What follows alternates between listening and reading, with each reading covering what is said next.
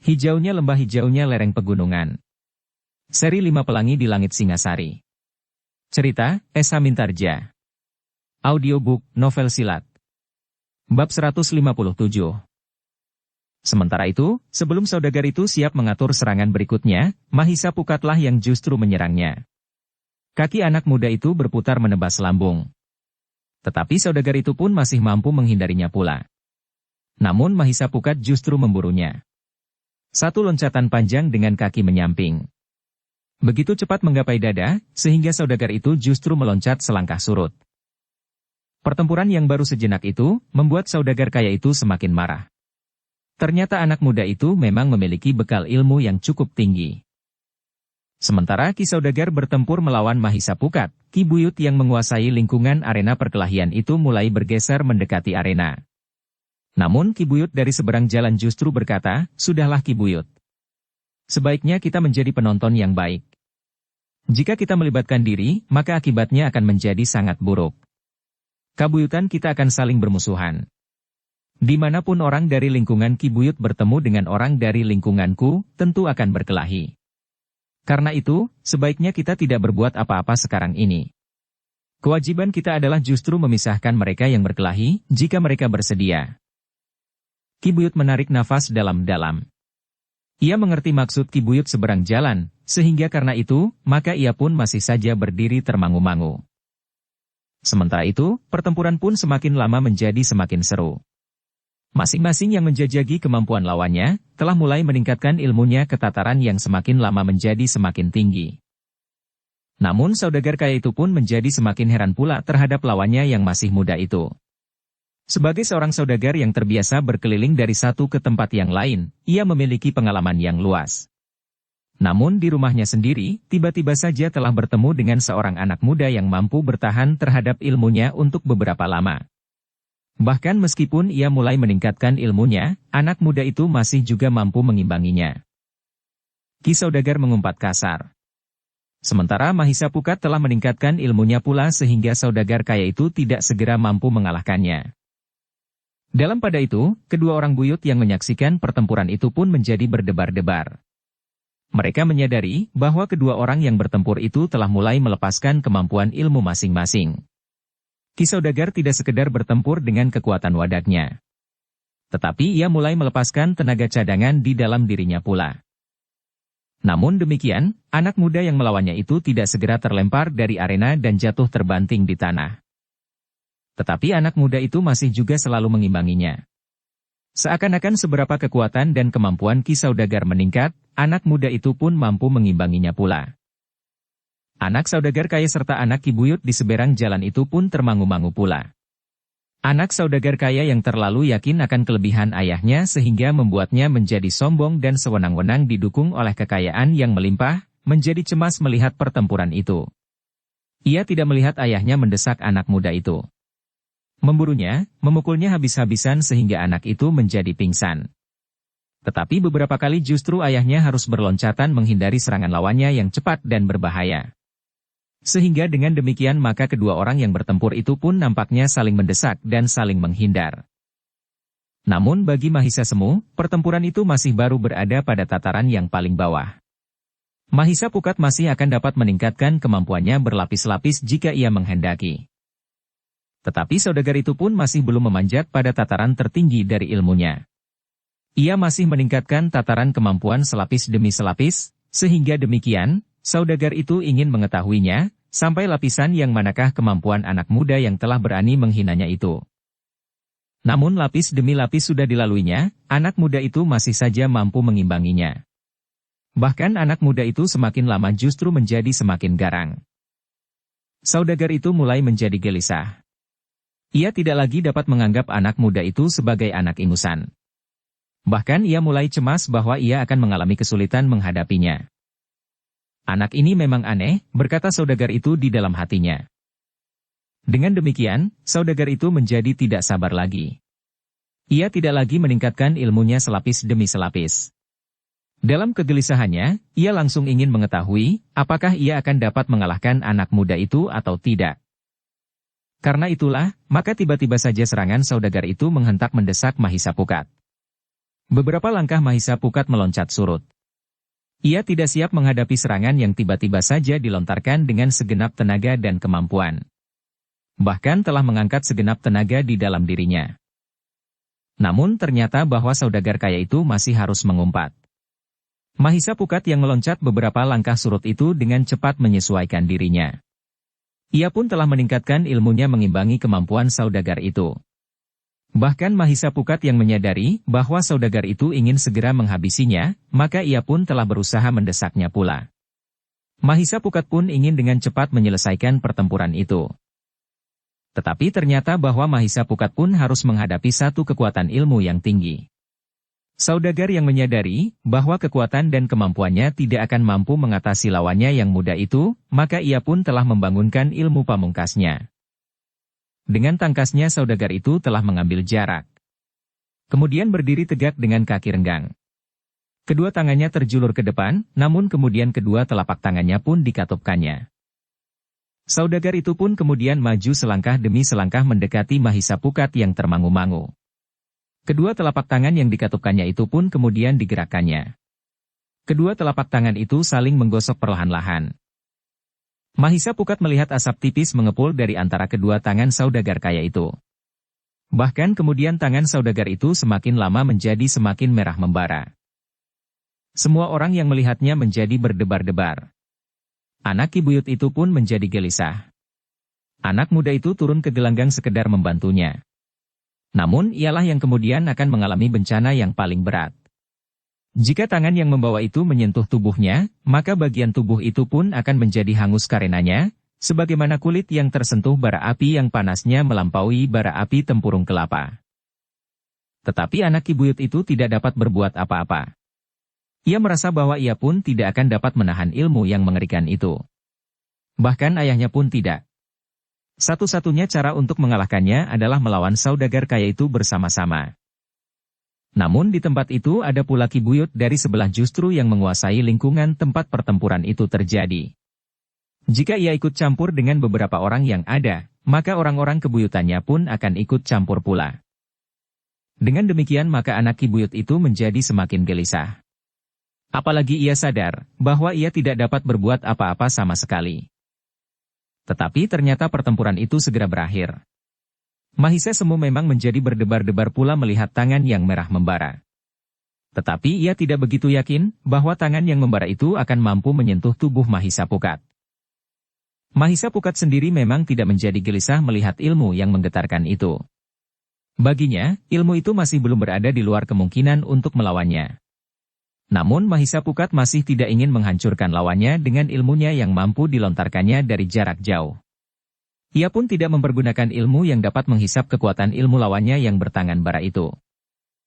Karena setiap sentuhan akan berarti kulitnya yang tersentuh akan menjadi hangus. Karena itu, maka untuk melawan ilmu lawannya yang kemudian bertangan bara itu adalah pedangnya. Sesaat kemudian, Mahisa Pukat itu pun telah menggenggam pedangnya yang berwarna kehijau-hijauan. Pedangmu akan luluh menjadi gulali, geram saudagar kaya itu. Mahisa Pukat memang menjadi ragu-ragu. Namun ia pun kemudian yakin akan kemampuan pedangnya. Pedangnya bukan sekedar pedang yang dibuat oleh pandai besi di pinggir-pinggir pasar yang barangkali memang akan dapat luluh terkena bara yang panasnya melampaui bara tempurung kelapa itu. Tetapi Mahisa Pukat bukan saja pernah menghadapi ilmu seperti itu. Tetapi bahkan dari orang yang tangannya membara itu terpancar panasnya api bagaikan perapian. Namun saudagar kaya itu tidak memiliki kelengkapan ilmu yang demikian. Ia hanya dapat menjadikan tangannya merah membara. Dalam pertempuran selanjutnya, dengan sengaja saudagar kaya itu telah menyentuh ranting-ranting pepohonan perdu yang tumbuh di sekitar arena pertempuran. Asap pun mengepul dan ranting-ranting itu menjadi hangus berpatahan. Tetapi Mahisa Pukat bukan sebangsa ranting perdu.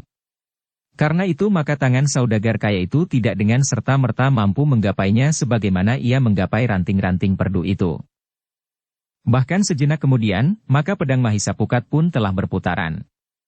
Semakin cepat, sehingga menjadi segulung warna kehijauan yang bergerak di sekitar Ki Saudagar itu. Dengan demikian maka pertempuran itu pun menjadi semakin sengit. Ki Saudagar dengan ilmunya berusaha untuk benar-benar membunuh Mahisa Pukat. Namun Mahisa Pukat ternyata memiliki ilmu pedang yang sangat tinggi, sehingga saudagar kaya yang tangannya membara itu tidak sempat menyentuhnya. Tetapi saudagar kaya itu yakin, jika ia berhasil menyentuh pedang Mahisa Pukat, maka pedang itu tentu akan luluh oleh panasnya bara api pada tangannya itu. Mahisa Pukat yang yakin pula akan kelebihan pedangnya, justru telah memberikan kesempatan kepada lawannya untuk menyentuh pedangnya. Ketika Mahisa Pukat berusaha untuk menggapai tubuh lawannya dengan ujung pedangnya, maka ia tidak segera menarik pedangnya yang terjulur itu. Dengan serta-merta saudagar kaya itu telah menjepit daun pedang itu dengan kedua telapak tangannya yang membara. Demikian kuatnya, sehingga Mahisa Pukat tidak segera mampu menariknya. Tetapi Mahisa Pukat memang tidak tergesa-gesa. Ia sama sekali tidak mencemaskan daun pedangnya. Betapapun panasnya tangan saudagar yang membara itu, namun pedangnya sama sekali tidak terpengaruh karenanya. Bahkan sebenarnya Mahisa Pukat mendapat kesempatan untuk mempergunakan ilmunya untuk menghisap kekuatan Ki Saudagar saat ia berusaha menjepit daun pedangnya. Tetapi Mahisa Pukat tidak melakukannya. Jika saudagar itu kehilangan kekuatan dan ilmunya, maka pertempuran pun akan berakhir. Mahisa Pukat tidak akan mendapat kesempatan untuk berbuat apapun juga terhadap saudagar itu jika ia kemudian jatuh di tanah dengan lemahnya. Karena itu, maka untuk beberapa saat Mahisa Pukat membiarkan lawannya menjepit daun pedangnya. Namun kemudian ia pun bertanya, apakah kau sudah yakin bahwa tanganmu tidak mampu meluluhkan baja pedangku? Persetan kau, geram saudagar itu. Demikian ia yakin bahwa pedang anak muda itu tidak luluh oleh ilmunya, maka dengan serta-merta ia pun telah melepaskannya dan meloncat menyerang tubuh Mahisa Pukat dengan telapak tangannya. Tetapi Mahisa Pukat pun telah bersiap. Karena itu, maka demikian pedangnya terlepas, maka ia pun telah menggerakkan ujung pedangnya itu. Terdengar keluhan tertahan. Saudara kaya itu pun telah melenting surut beberapa langkah. Ternyata bahwa segores luka telah menganga di lengannya sebelah kiri. Saudagar kaya itu kemudian telah mengumpat kasar. Darah telah mengalir dari lukanya. Kau akan menyesal atas kesombonganmu, katanya kemudian. Tetapi Mahisa Pukat justru tersenyum sambil berkata, nah, kau telah terluka. Pikirkan baik-baik apakah kau akan menyerah atau tidak. Saudagar kaya itu tidak menjawab. Dengan serta-merta ia telah menyerang Mahisa Pukat pula. Namun seperti serangan-serangan sebelumnya, tangannya yang membara itu sama sekali tidak dapat menyentuh kulit anak muda itu. Sementara itu pedang Mahisa Pukat pun telah berputaran pula semakin cepat. Betapapun saudagar kaya itu mempercepat irama serangan-serangannya, namun ia tidak mampu bergerak lebih cepat melampaui ujung pedang Mahisa Pukat. Setiap kali, seakan-akan ujung pedang itu telah menahan tata geraknya. Di saat-saat ia meloncat menyerang, maka ujung pedang itu selalu menghadang. Bahkan kemudian mematuk ke arah dada saudagar kaya itu, atau menebas ke arah lehernya. Beberapa kali saudagar itulah yang hampir saja tersentuh oleh ujung senjata lawannya. Tetapi tangannya yang bagaikan membara itu sama sekali tidak mampu menggapai kulit anak muda itu. Apalagi setelah ia yakin bahwa panas ilmunya tidak mampu meluluhkan daun pedang Mahisa Pukat. Sebenarnya lah saudagar kaya itu semakin lama semakin terdesak. Mahisa Pukat yang memang menjadi marah atas tingkah laku saudagar kaya itu sengaja mendesaknya terus. Meskipun beberapa kali saudagar kaya itu meloncat menghindar, namun ujung pedang Mahisa Pukat seakan-akan selalu memburunya. Seperti seekor lalat yang berterbangan. Sekali-sekali hingga ke kulit saudagar kaya itu. Ki Saudagar berteriak semakin marah, ketika sekali lagi kulitnya tergores ujung pedang. Tepat pada pundak kirinya. Sehingga luka itu terasa betapa pedihnya. Sambil memburu terus Mahisa Pukat masih juga menawarkan agar saudagar itu menyerah. Tetapi tawaran itu sama sekali tidak dihiraukannya. Ia tentu akan merasa sangat terhina, jika saudagar kaya itu, meskipun telah menghentakkan ilmunya yang dapat membuat tangannya membara, namun sama sekali tidak berdaya menghadapi seorang anak muda dengan senjata pedangnya. Tetapi satu kenyataan bahwa ia memang tidak mampu menembus pertahanan Mahisa Pukat dengan putaran pedangnya yang berwarna kehijau-hijauan itu. Ki Demang dari seberang jalan yang mengikuti pertempuran menarik nafas dalam-dalam. Katanya, anak muda itu ternyata adalah seorang yang berilmu sangat tinggi. Anaknya yang mendengar kata-kata itu berdesis, aku tidak mengira bahwa pada suatu saat aku dapat melihat orang-orang berilmu tinggi bertempur dengan mengerahkan ilmu mereka. Ki Saudagar itu juga berilmu tinggi. Tetapi anak muda itu jauh melampauinya. Nampaknya ia sama sekali tidak mengalami kesulitan, sementara Ki Saudagar telah mengerahkan ilmunya yang dibanggakannya. Selain bagi anak muda itu, maka ilmu Saudagar itu benar-benar ilmu yang sangat berbahaya. Jika Saudagar kaya itu benar-benar marah, maka biasanya telapak tangan dengan ilmu yang demikian itu akan membekas di dada. Seakan-akan di dada lawannya itu telah dibuat lukisan telapak tangan yang membara itu, karena kulitnya yang terbakar. Tetapi yang kini terjadi, adalah kulit Saudagar itulah yang dilukisi dengan goresan-goresan saling menyilang dengan ujung pedang. Sebenarnya Ki Saudagar itu berteriak marah sekali ketika pedang Mahisa Pukat menggores dadanya dan meninggalkan goresan menyilang. Tidak cukup dalam untuk menghentikan perlawanan Ki Saudagar. Tetapi goresan itu membuat jantung Ki Saudagar menjadi bagaikan pecah oleh kemarahan yang menghentak. Tetapi Saudagar kaya itu tidak dapat lari dari kenyataan. Ia tidak dapat menyalurkan kemarahannya itu lewat ilmunya. Ia benar-benar tidak mampu menyentuh kulit lawannya yang masih muda itu. Setiap kali ujung pedang lawannya itu telah menghadang. Bahkan ketika ia terlanjur meloncat menerkam ke arah wajah lawannya, pedang itu hampir saja terhunjam di dadanya. Namun ia masih sempat menggeliat menghindari ujung pedang yang tiba-tiba menunggu loncatannya itu. Namun beberapa saat kemudian, maka sekali lagi ujung pedang lawannya yang muda itu melukainya. Daging pahanya telah menganga oleh ujung pedang Mahisa Pukat yang tajamnya melampaui ujung duri landak yang buas. Ki Saudagar itu meloncat surut. Darah telah melumuri seluruh tubuhnya bercampur dengan keringat yang bagaikan terperas dari tubuhnya. Tetapi ia tidak mampu mengalahkan lawannya. Bahkan ia benar-benar tidak dapat lari dari kenyataan bahwa tubuhnya telah terluka di beberapa tempat. Darahnya telah banyak mengalir dan sama sekali tidak ada harapan untuk dapat memenangkan pertempuran itu. Sementara itu, anak Ki Saudagar itu beberapa kali telah mengumpat kasar. Tetapi ia pun harus melihat kenyataan itu pula. Ayahnya yang dibanggakannya itu ternyata tidak mampu berbuat apa-apa menghadapi seorang anak muda yang begitu saja hadir dalam perkelahian itu. Anak muda yang kebetulan berada di kedai tempat anak Ki Buyut itu juga singgah untuk menunggunya. Tetapi anak Saudagar itu pun tidak dapat berbuat apa-apa pula. Ia hanya dapat menyaksikan bagaimana ayahnya mengalami kesulitan menghadapi anak muda itu. Bahkan kemudian dengan jantung yang berdebaran ia harus menyaksikan betapa keringat ayahnya telah bercampur dengan darah. Namun akhirnya, tenaga Ki Saudagar itu pun menjadi semakin susut. Bukan karena kekuatan ilmu Mahisa Pukat yang mampu menghisap kekuatan dan ilmu lawannya, tetapi karena darah yang semakin banyak mengalir dari luka-lukanya. Telapak tangan Saudagar kaya itu masih merah membara. Tetapi semakin lama maka bara itu pun menjadi semakin pudar. Namun Mahisa Pukat bukan seorang pembunuh yang tidak berjantung. Ketika ia melihat lawannya menjadi lemah, ia pun tidak lagi memutar pedangnya. Bahkan kemudian pedangnya itu pun telah menunduk pula. Saudagar kaya itu masih berdiri tegak. Tetapi kemudian diamatinya telapak tangannya yang memudar, karena tidak ada lagi tenaganya dan tenaga dalamnya yang mampu mendukung kekuatan ilmunya itu. Kau tidak mempunyai kesempatan lagi Kisanak, berkata Mahisa Pukat. Wajah Saudagar kaya itu menjadi pucat. Apalagi ketika ia sempat memandang telapak tangannya yang tidak lagi semerah bara. Meskipun masih nampak sisa-sisa kekuatan ilmunya, tetapi tangannya itu tidak lagi mampu membakar kulit lawannya. Seandainya telapak tangan itu menyentuh kulit Mahisa Pukat, maka yang terasa tidak lebih panas dari panasnya sinar matahari saat itu. Kau tidak dapat mempergunakan uang dan kekayaanmu untuk menolongmu Kisanak, berkata Mahisa Pukat kemudian.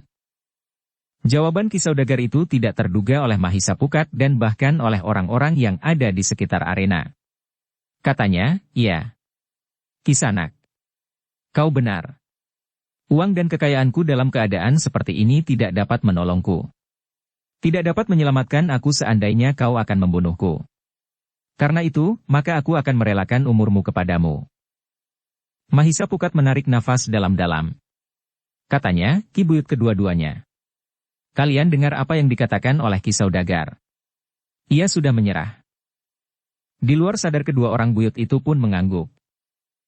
Ia pun mengakui bahwa uang dan kekayaannya tidak akan dapat menolongnya, berkata Mahisa Pukat kemudian. Kedua orang buyut itu mengangguk lagi. Nah, jika demikian, maka orang yang dapat menyelamatkannya sekarang dari maut tentu lebih berharga dari uang yang dimilikinya, berkata Mahisapukat.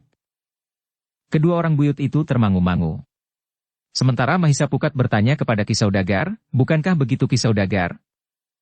Saudagar kaya itu tidak dapat berbuat lain kecuali mengangguk mengiyakan.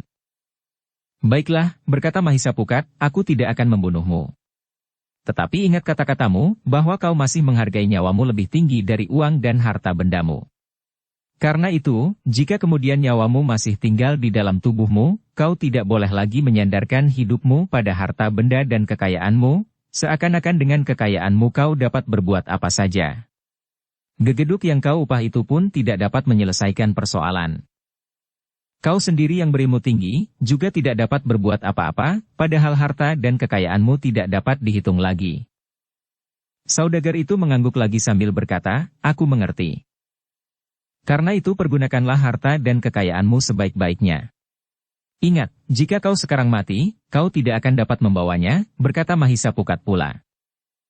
Ya, desis saudagar kaya itu. Baiklah, berkata Mahisapukat. Ki buyut dari kedua daerah yang bertetangga ini menjadi saksi bahwa Ki Saudagar telah merubah sikapnya. Ia tidak lagi bertumpu kepada kekuatan yang disangkanya tidak dapat dilawan dari harta dan kekayaannya. Kedua orang buyut itu mengangguk-angguk.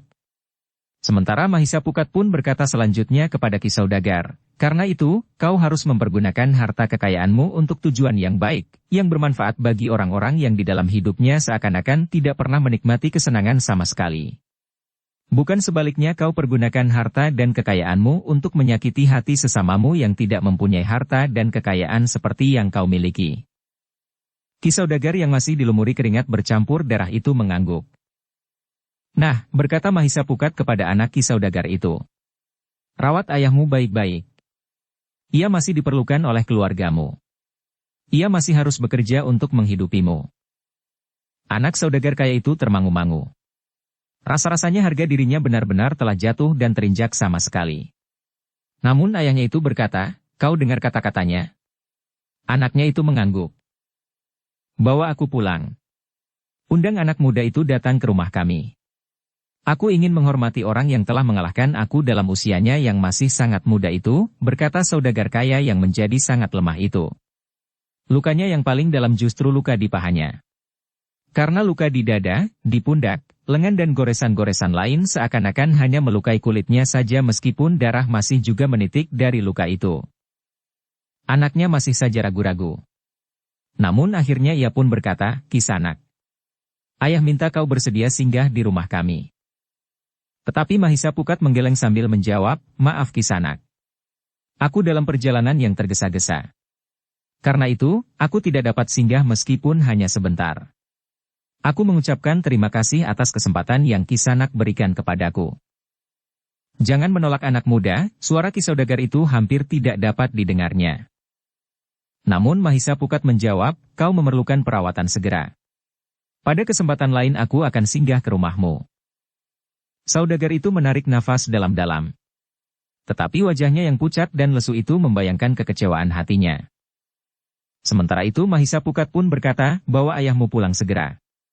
Jangan menunggu sampai terlambat. Anaknya pun kemudian memapah Saudagar kaya itu. Dua orang dengan serta-merta telah membantunya. Ki buyut yang merasa berhutang budi kepada Mahisapukat dan Mahisa Semu itu pun telah minta kedua anak muda itu singgah. Tetapi ternyata Mahisapukat dan Mahisa Semu itu pun dengan terpaksa menolak permintaan itu. Kami mohon maaf, berkata Mahisapukat berulang kali. Yang kami harapkan, bahwa untuk selanjutnya tidak terjadi sesuatu di kabuyutan ini. Kedua-duanya. Karena ketenangan dan kedamaian akan dapat menjadi pangkal peningkatan tataran hidup para penghuni kedua kabuyutan. Kedua orang buyut itu hanya termangu-mangu saja. Mereka tidak lagi dapat menahan ketika Mahisapukat dan Mahisa Semu minta diri untuk melanjutkan perjalanan. Keduanya kemudian masih singgah untuk mengambil kuda-kuda mereka. Namun keduanya terkejut ketika pemilik kedai itu menyongsong mereka dengan membawa sebungkus makanan. Jangan menolak, berkata pemilik kedai itu. Sama sekali tidak ada niat untuk mengecilkan arti kalian. Tetapi yang aku lakukan benar-benar timbul karena niat baik. Aku kagum akan kemampuan kalian berdua. Tetapi lebih kagum lagi, bagaimana kalian mengakhiri pertentangan yang timbul antara kedua kabuyutan itu. Sebenarnya Kisanak tidak perlu berbuat demikian, desis Mahisa Pukat. Aku mohon maaf. Dan aku mohon, jangan menolak, berkata pemilik kedai itu. Mahisa Pukat melihat kejujuran yang terpancar di mata pemilik kedai itu. Karena itu, maka ia pun kemudian berkata, "Baiklah Kisanak. Aku berterima kasih atas bekal yang Kisanak berikan kepada kami." Demikianlah, sejenak kemudian Mahisa Pukat dan Mahisa Semu pun telah melanjutkan perjalanannya. Orang-orang yang masih berkumpul itu pun melambaikan tangan mereka. Demikian pula kedua orang anak muda itu. Sikap Mahisa Pukat dan Mahisa Semu telah menimbulkan kekaguman kepada orang-orang yang menyaksikannya, apa yang telah dilakukannya.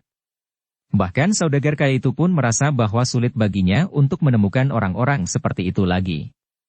Berilmu tinggi tetapi juga berbudi luhur. Sementara itu, Mahisa Pukat dan Mahisa Semu telah berderap semakin lama semakin jauh. Sehingga akhirnya hilang dari pandangan mata orang-orang yang telah menyimpan kesan tersendiri kepada mereka. Mahisa Semu masih juga berpaling. Tetapi ia pun sudah tidak melihat lagi tangan-tangan yang melambai tinggi-tinggi. "Apakah mereka tidak akan berselisih lagi?" bertanya Mahisa Semu. "Setidak-tidaknya untuk beberapa saat," jawab Mahisa Pukat, "tetapi aku berharap bahwa untuk selanjutnya berselisihan itu tidak akan terjadi lagi." "Aku memang melihat kesungguhan pada kata-kata saudagar kaya itu," berkata Mahisa Semu. "Jika tidak ada iblis melekat lagi di tubuhnya, ia tentu akan selalu ingat bahwa nyawanya telah diperpanjang. Ia sendiri merasa bahwa ia akan mati dalam pertempuran itu. Tetapi ternyata ia masih tetap hidup. Keadaan itu tentu sempat mempengaruhi jiwanya sehingga terjadi perubahan sikap yang mendasar," sahut Mahisa Pukat. Mahisa Semu mengangguk-angguk kecil. Katanya, "Bagaimana dengan anaknya?" "Ayahnya akan memberikan petunjuk kepadanya," jawab Mahisa Pukat. "Tetapi agaknya sikap anaknya memang lebih keras dari sikap ayahnya meskipun kesalahan utama tetap ada pada ayahnya yang memanjakannya." Mahisa Semu mengangguk-angguk. Ia dapat mengerti keterangan Mahisa Pukat. Ia pun berharap bahwa anak saudagar kaya itu dapat menyadari apa yang sebenarnya telah terjadi. Namun dalam pada itu, Mahisa Semu tiba-tiba berkata, "Kita mempunyai bekal cukup banyak." "Pemilik kedai itu ternyata orang baik," desis Mahisa Pukat. Mahisa Semu mengangguk-angguk. Sementara kuda-kuda itu pun berlari mengikuti jalan yang cukup besar meskipun tidak terlalu ramai. Ketika mereka sudah menempuh jarak yang agak panjang, maka mereka pun segera berhenti untuk memberi kesempatan kuda mereka beristirahat. Sementara itu langit menjadi suram. Agaknya mereka tertahan cukup lama untuk mengatasi perkelahian yang hampir saja membakar dua kabuyutan yang bertetangga. "Kita tidak dapat sampai ke kota raja," berkata Mahisa Pukat. "Kita bermalam di perjalanan?" bertanya Mahisa Semu. "Ya. Meskipun jaraknya sudah tidak begitu jauh lagi, biarlah kita berhenti," berkata Mahisa Pukat kemudian. Keduanya pun kemudian telah berhenti di sebuah banjar padukuhan di padukuhan berikutnya.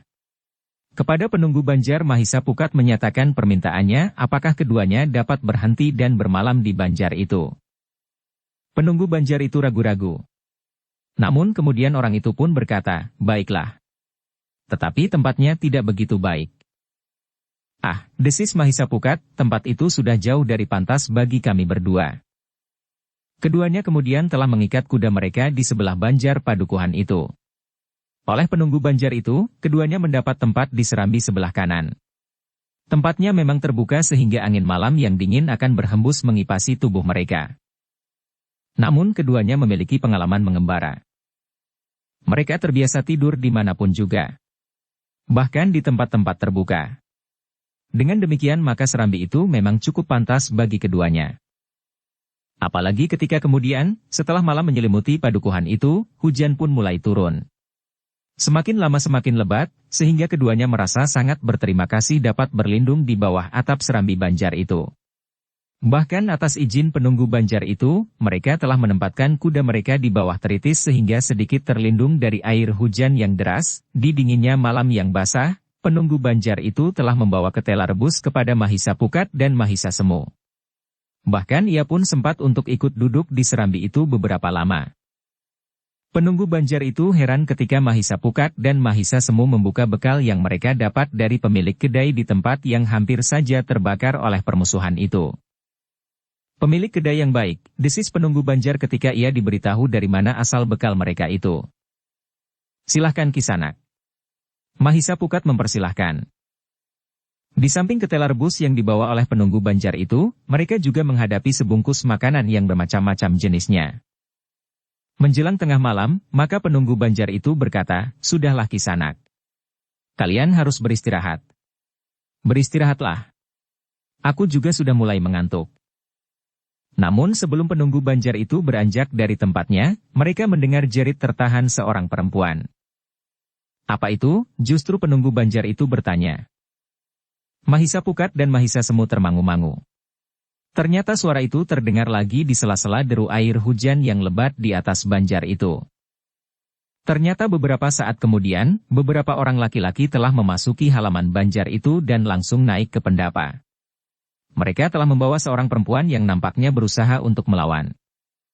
Ketika beberapa orang laki-laki itu melihat 3 orang diserambi, maka tiba-tiba saja seorang di antara mereka membentak, "Jangan mencampuri persoalan kami." Ketiga orang itu memang hanya berdiam diri saja. Mahisa Pukat dan Mahisa Semu tidak tahu apakah yang harus mereka lakukan. Sementara penunggu banjar itu menjadi bingung. Dalam pada itu, seorang laki-laki yang lain berkata kepada perempuan itu, "Aku tidak mau kau tipu lagi. Tunjukkan sekarang, di mana kau simpan barang-barang itu. Kau jangan membuat aku semakin marah. Kita sekarang berada di banjar yang agak jauh dari rumah orang-orang padukuhan. Orang-orang di Serambi itu pun tidak akan berbuat apa-apa untuk mencegah aku jika aku sudah kehilangan kesabaran," bentak laki-laki itu. "Aku tidak bersalah," perempuan itu berteriak. Tetapi suaranya hilang ditelan oleh deru hujan yang lebat. "Kau jangan ingkar. Selama ini aku berikan apa saja yang kau minta.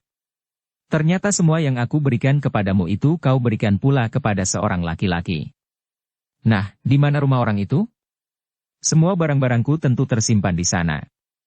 Aku tahu, laki-laki itu tinggal di padukuhan ini. Tetapi yang mana?"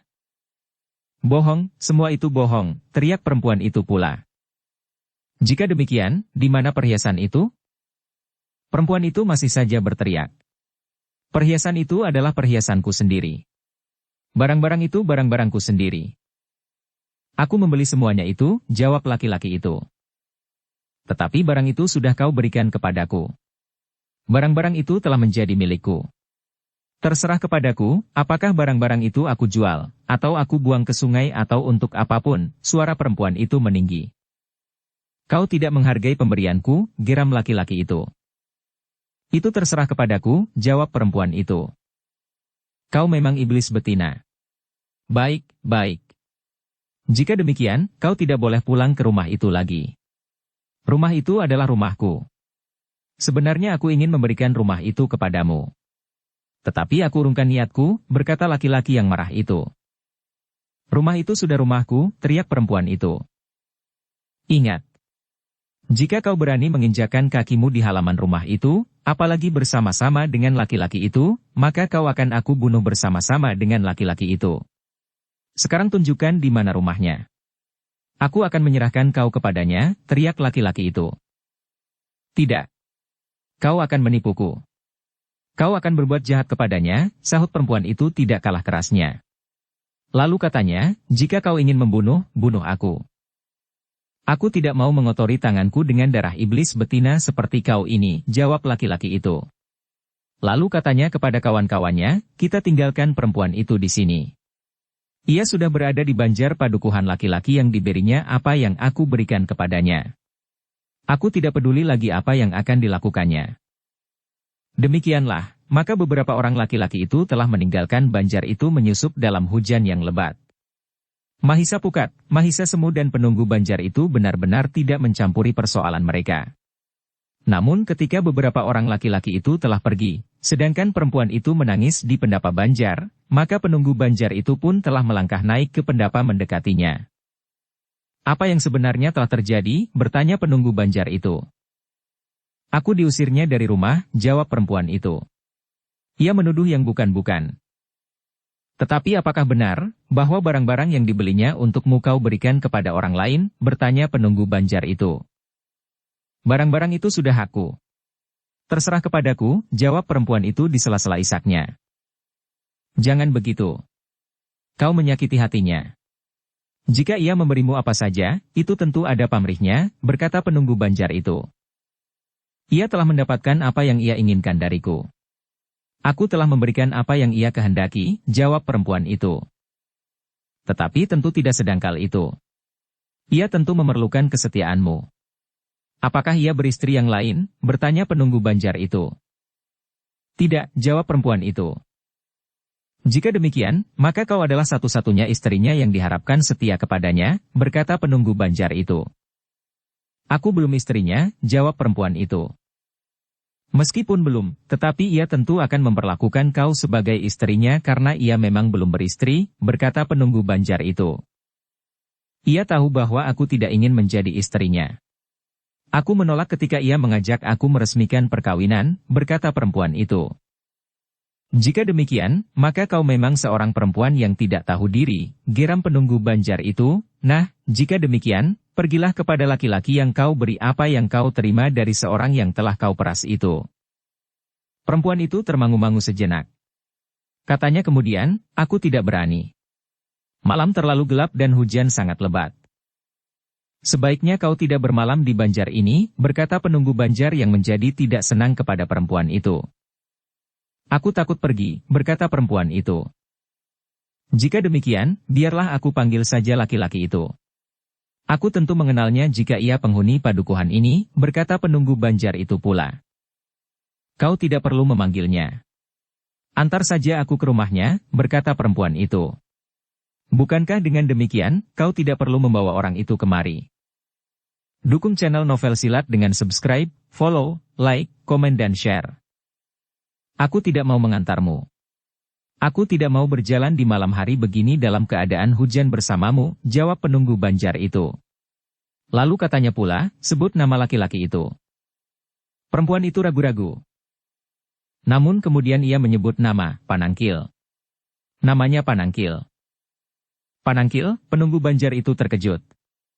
Tetapi ia tidak berkata apa-apa lagi.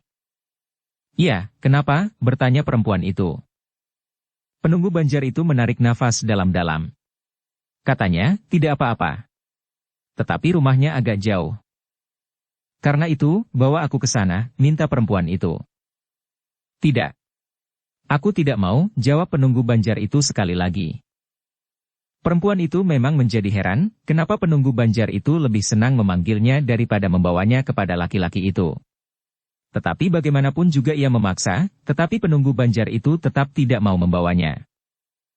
Ketika penunggu Banjar itu pergi memanggil laki-laki yang bernama Panangkil itu, maka ia berpesan kepada Mahisa Pukat dan Mahisa Semu, jangan tidur dahulu. Tolong awasi perempuan itu. Aku akan memanggil orang yang disebutnya. Mahisa Pukat dan Mahisa Semu mengangguk.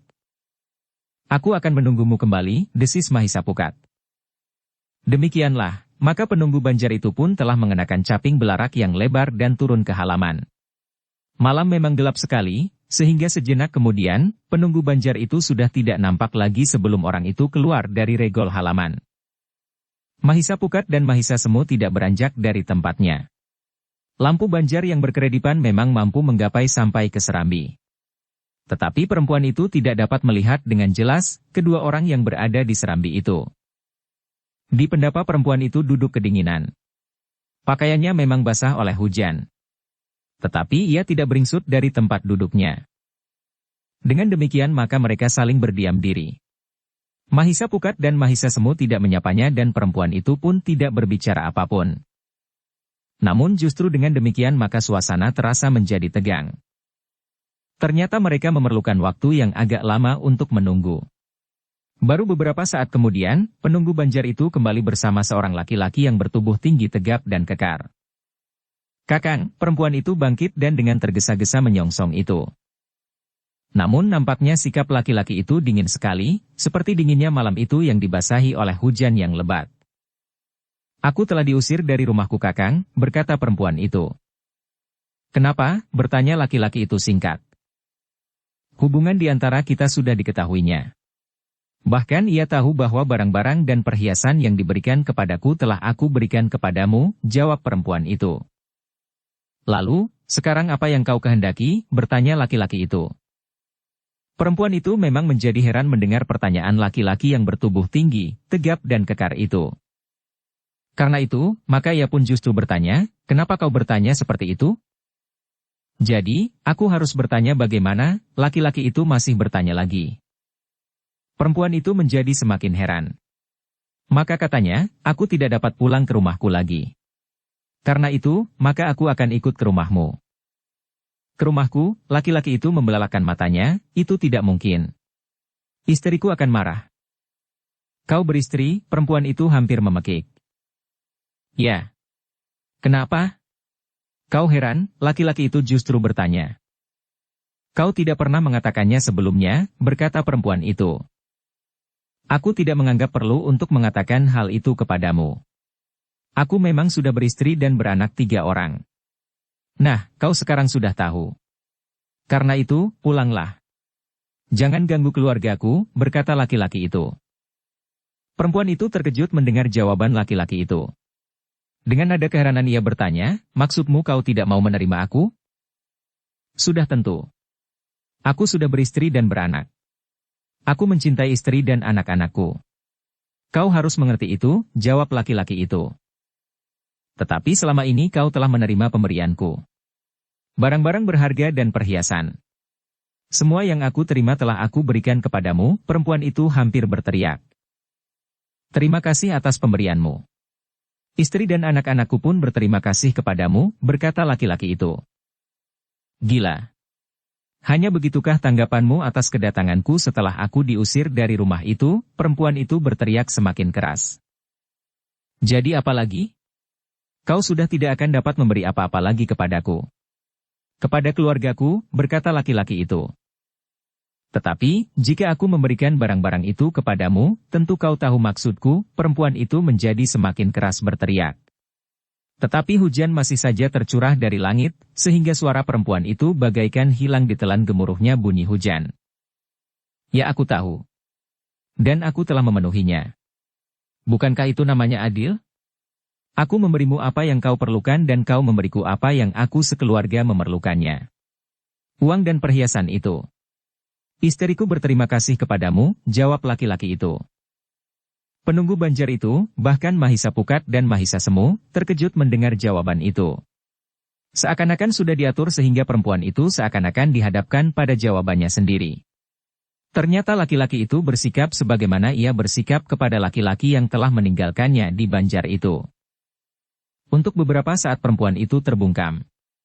Namun kemudian ia pun menangis sambil berteriak, kau laki-laki iblis. Laki-laki tidak tahu diri. Terserahlah, berkata laki-laki itu masih dalam sikap yang dingin. Mungkin aku iblis atau tidak tahu diri atau sebutan buruk yang lain, tetapi persoalan di antara kita sudah selesai. Seperti orang yang berjual beli. Setelah barang-barangnya diserahkan dan setelah dibayar oleh pihak lain, maka jual beli itu sah dan selesai. Tidak. Kita tidak sedang berjual beli, tangis perempuan itu. Sudahlah. Aku akan pulang. Anak dan istriku kedinginan di rumah. Hujan justru menjadi semakin lebat, berkata laki-laki itu. Aku tidak mau kau tinggalkan sendiri, tangis perempuan itu pula. Aku tidak mengundangmu kemari, jawab laki-laki itu. Namun penunggu Banjar itu ternyata tidak dapat berdiam diri saja. Akhirnya ia pun menengahi, jika kau tidak dapat membawa perempuan itu pulang, bawalah kemana saja. Kemana? Laki-laki itu mengerutkan keningnya. Jangan tinggalkan perempuan itu di Banjar ini, berkata penunggu Banjar itu kemudian. Aku tidak mempunyai urusan lagi dengan perempuan itu, geram laki-laki yang disebut Panangkil itu. Apapun persoalan kalian, tetapi bawa perempuan itu kemana saja. Bagaimanapun juga kau lebih berkepentingan dengan perempuan itu daripada aku, berkata penunggu Banjar itu. Panangkil itu menjadi ragu-ragu. Namun kemudian ia berkata, baiklah. Aku akan membawanya kepada bibi di pinggir padukuhan ini. Bibi siapa? Bertanya penunggu Banjar itu. Bibi Rumi. Ia adalah adik ayahku yang telah tidak ada, jawab Panangkil. Terserah kepadamu, berkata penunggu Banjar itu. Aku minta diri, desis Panangkil kemudian. Lalu katanya kepada perempuan itu, marilah, kita akan pergi ke rumah bibi. Kau akan berada di sana sampai besok. Kemudian kita akan menentukan sikap. Perempuan itu termangu-mangu sejenak. Namun kemudian laki-laki itu telah menarik tangannya turun ke halaman betapapun lebatnya hujan. Keduanya ternyata telah menuju ke arah yang lain dari arah rumah laki-laki itu, karena keduanya memang tidak akan pergi ke rumah laki-laki yang telah menyatakan dirinya beranak dan beristri. Dalam hujan yang lebat, laki-laki itu telah menarik tangan perempuan itu sambil berkata, cepat. Hujan sangat lebat. Kita dapat menjadi sakit karenanya. Perempuan itu tidak menjawab. Tetapi ia berusaha berjalan lebih cepat. Demikianlah, berlari-lari kecil perempuan itu mengikuti laki-laki yang masih saja menarik tangannya. Tangannya begitu kuat sehingga ia tidak dapat terlepas dari genggamannya. Kita pergi kemana? Bertanya perempuan itu. Bukankah sudah aku katakan, kita pergi ke rumah bibi, jawab laki-laki itu. Perempuan itu pun terdiam. Langkahnya menjadi semakin cepat. Dalam hujan perempuan itu terengah-engah. Kita berhenti dahulu, minta perempuan itu. Sudah tidak begitu jauh. Nanti kita beristirahat.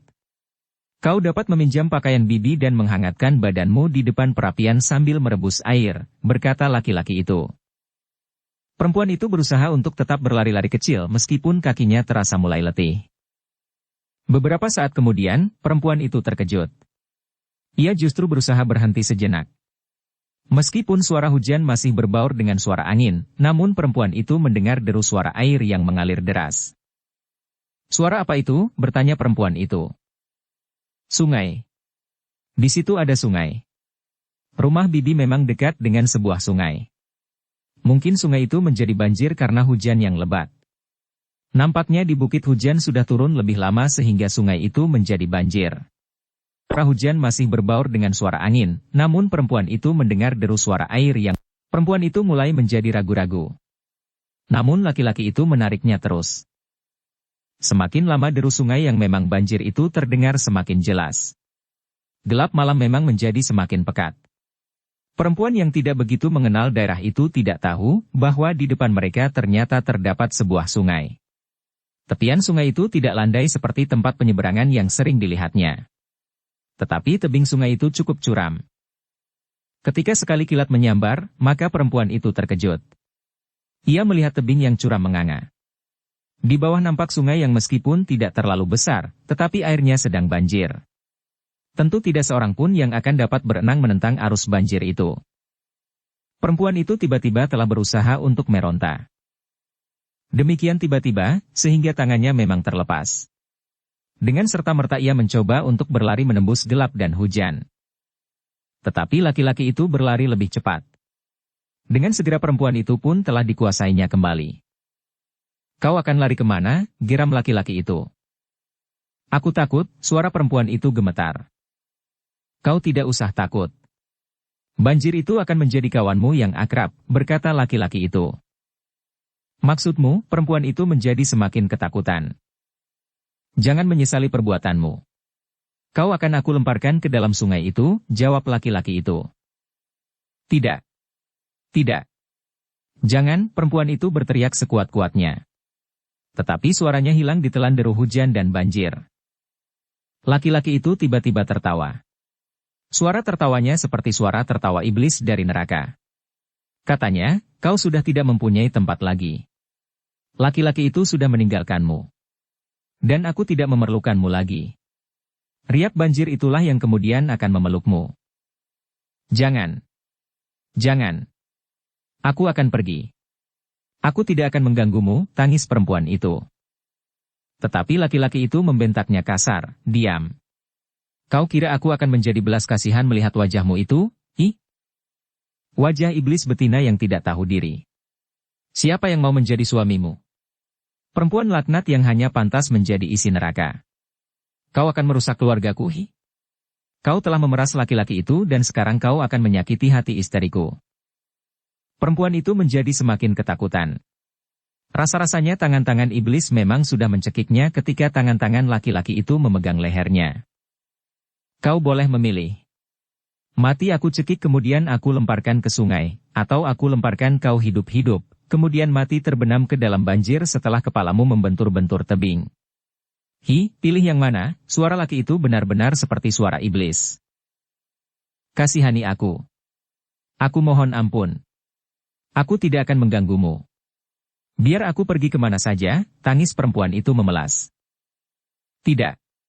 Selama kau masih hidup, maka kau tentu masih akan membayangi keluargaku. Sekarang adalah kesempatan yang paling baik untuk melemparkanmu ke sungai. Kemudian aku akan pergi ke rumah bibi untuk minta agar ia membantuku. Perempuan itu memang hampir pingsan karenanya. Sementara Panangkil itu berkata selanjutnya, besok bibi akan menjawab setiap pertanyaan, bahwa aku memang telah menitipkan kau kepadanya. Tetapi kau minta izin ke Pakiwan dan tidak pernah kembali lagi.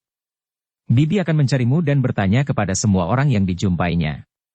Dengan demikian setiap orang akan mengatakan bahwa kau telah membunuh diri.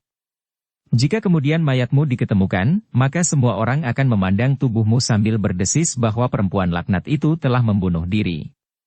Kau telah menuai benih yang kau tanam sendiri. Ampun, ampunkan aku. Aku belum ingin mati, tangis perempuan itu. Cukup. Sekarang pilih. Aku cekik kau sampai mati, atau aku lemparkan kau ke sungai itu, geram laki-laki itu. Jangan, jangan, perempuan itu meronta. Tetapi jari-jari laki-laki itu memang telah mencengkam lehernya. Namun laki-laki itu berkata, aku tidak mau meninggalkan bekas di lehermu. Aku ingin melemparkan kau saja ke arus banjir. Perempuan itu kemudian telah diseretnya ke tebing yang curam. Namun langkah laki-laki itu terhenti. Ketika sekali lagi kilat menyambar, maka dilihatnya seorang laki-laki yang lain berdiri tegak dengan mengenakan caping belarak yang lebar.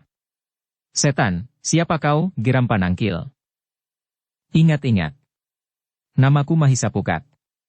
Aku adalah orang yang tadi berada di Serambi Banjar. Aku memang sedang berteduh. Karena itu aku mengetahui apa yang kau lakukan. Aku memang sudah curiga melihat sikapmu. Karena itu, aku telah mengikutimu sampai ke tebing yang curam itu, jawab Mahisa Pukat. Apa yang akan kau lakukan? Bertanya Panangkil. Mencegah pembunuhan ini. Jika kau tidak dapat menerima perempuan itu, maka biarlah ia pergi kemana saja ia maui. Tetapi jangan kau bunuh dengan cara seperti itu, jawab Mahisa Pukat. Buat apa perempuan iblis itu dihidupi? Ia tidak pantas hidup di antara perempuan di padukuhan ini. Ia telah menghina martabatnya sendiri, jawab laki-laki itu. Dan kau? Kau telah melakukan hal yang sama. Kau telah menghina martabat laki-laki. Jika perempuan itu harus mati menurut pendapatmu, maka kau pun harus mati, karena kau telah membuat kesalahan yang sama. Kau pun laknat seperti perempuan itu. Mahisa Pukat pun menggeram. Kau tidak usah ikut campur persoalanku, teriak laki-laki itu. Tetapi Mahisa Pukat menjawab dengan nada rendah. Aku mendengar pembicaraan kalian. Karena itu, aku merasa terpanggil untuk ikut campur, karena kau berlaku tidak adil. Cukup, teriak laki-laki itu. Jika kau tidak mau pergi, maka kau pun akan aku lemparkan ke sungai yang banjir itu. Kau tidak akan dapat membunuh perempuan itu di hadapan sedikitnya seorang saksi.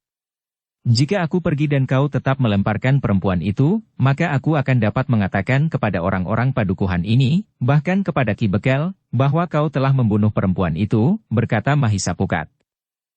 Panangkil berpikir sejenak. Namun kemudian katanya, jika demikian, maka kau pun harus dibunuh.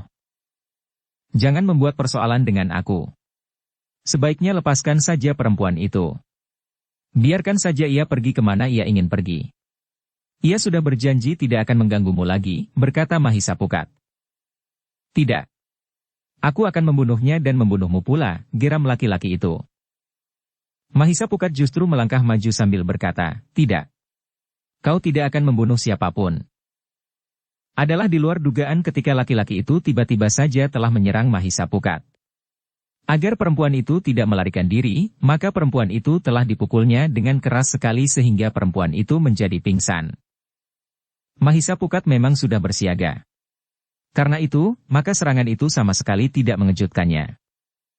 Penglihatannya yang tajam melihat bagaimana laki-laki itu berusaha untuk mendorongnya dengan serangan kaki ke tebing sungai.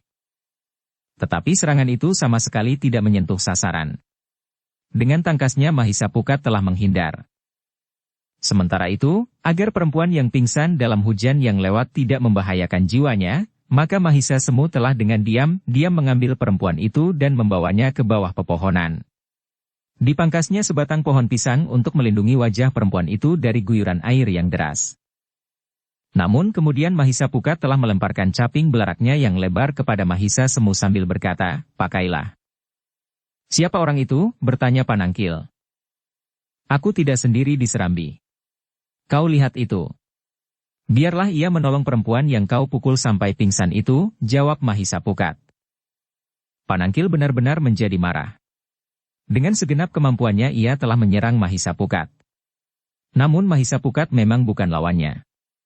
Dalam waktu yang terhitung singkat, laki-laki itu telah dikenai beberapa kali oleh serangan Mahisa Pukat sehingga beberapa kali terdengar ia mengaduh. Tetapi laki-laki itu memang keras kepala. Ia masih saja berusaha melawan Mahisa Pukat. Beberapa kali ia berusaha menyerang meskipun justru tubuhnya sendirilah yang dikenai oleh serangan Mahisa Pukat. "Menyerahlah," berkata Mahisa Pukat.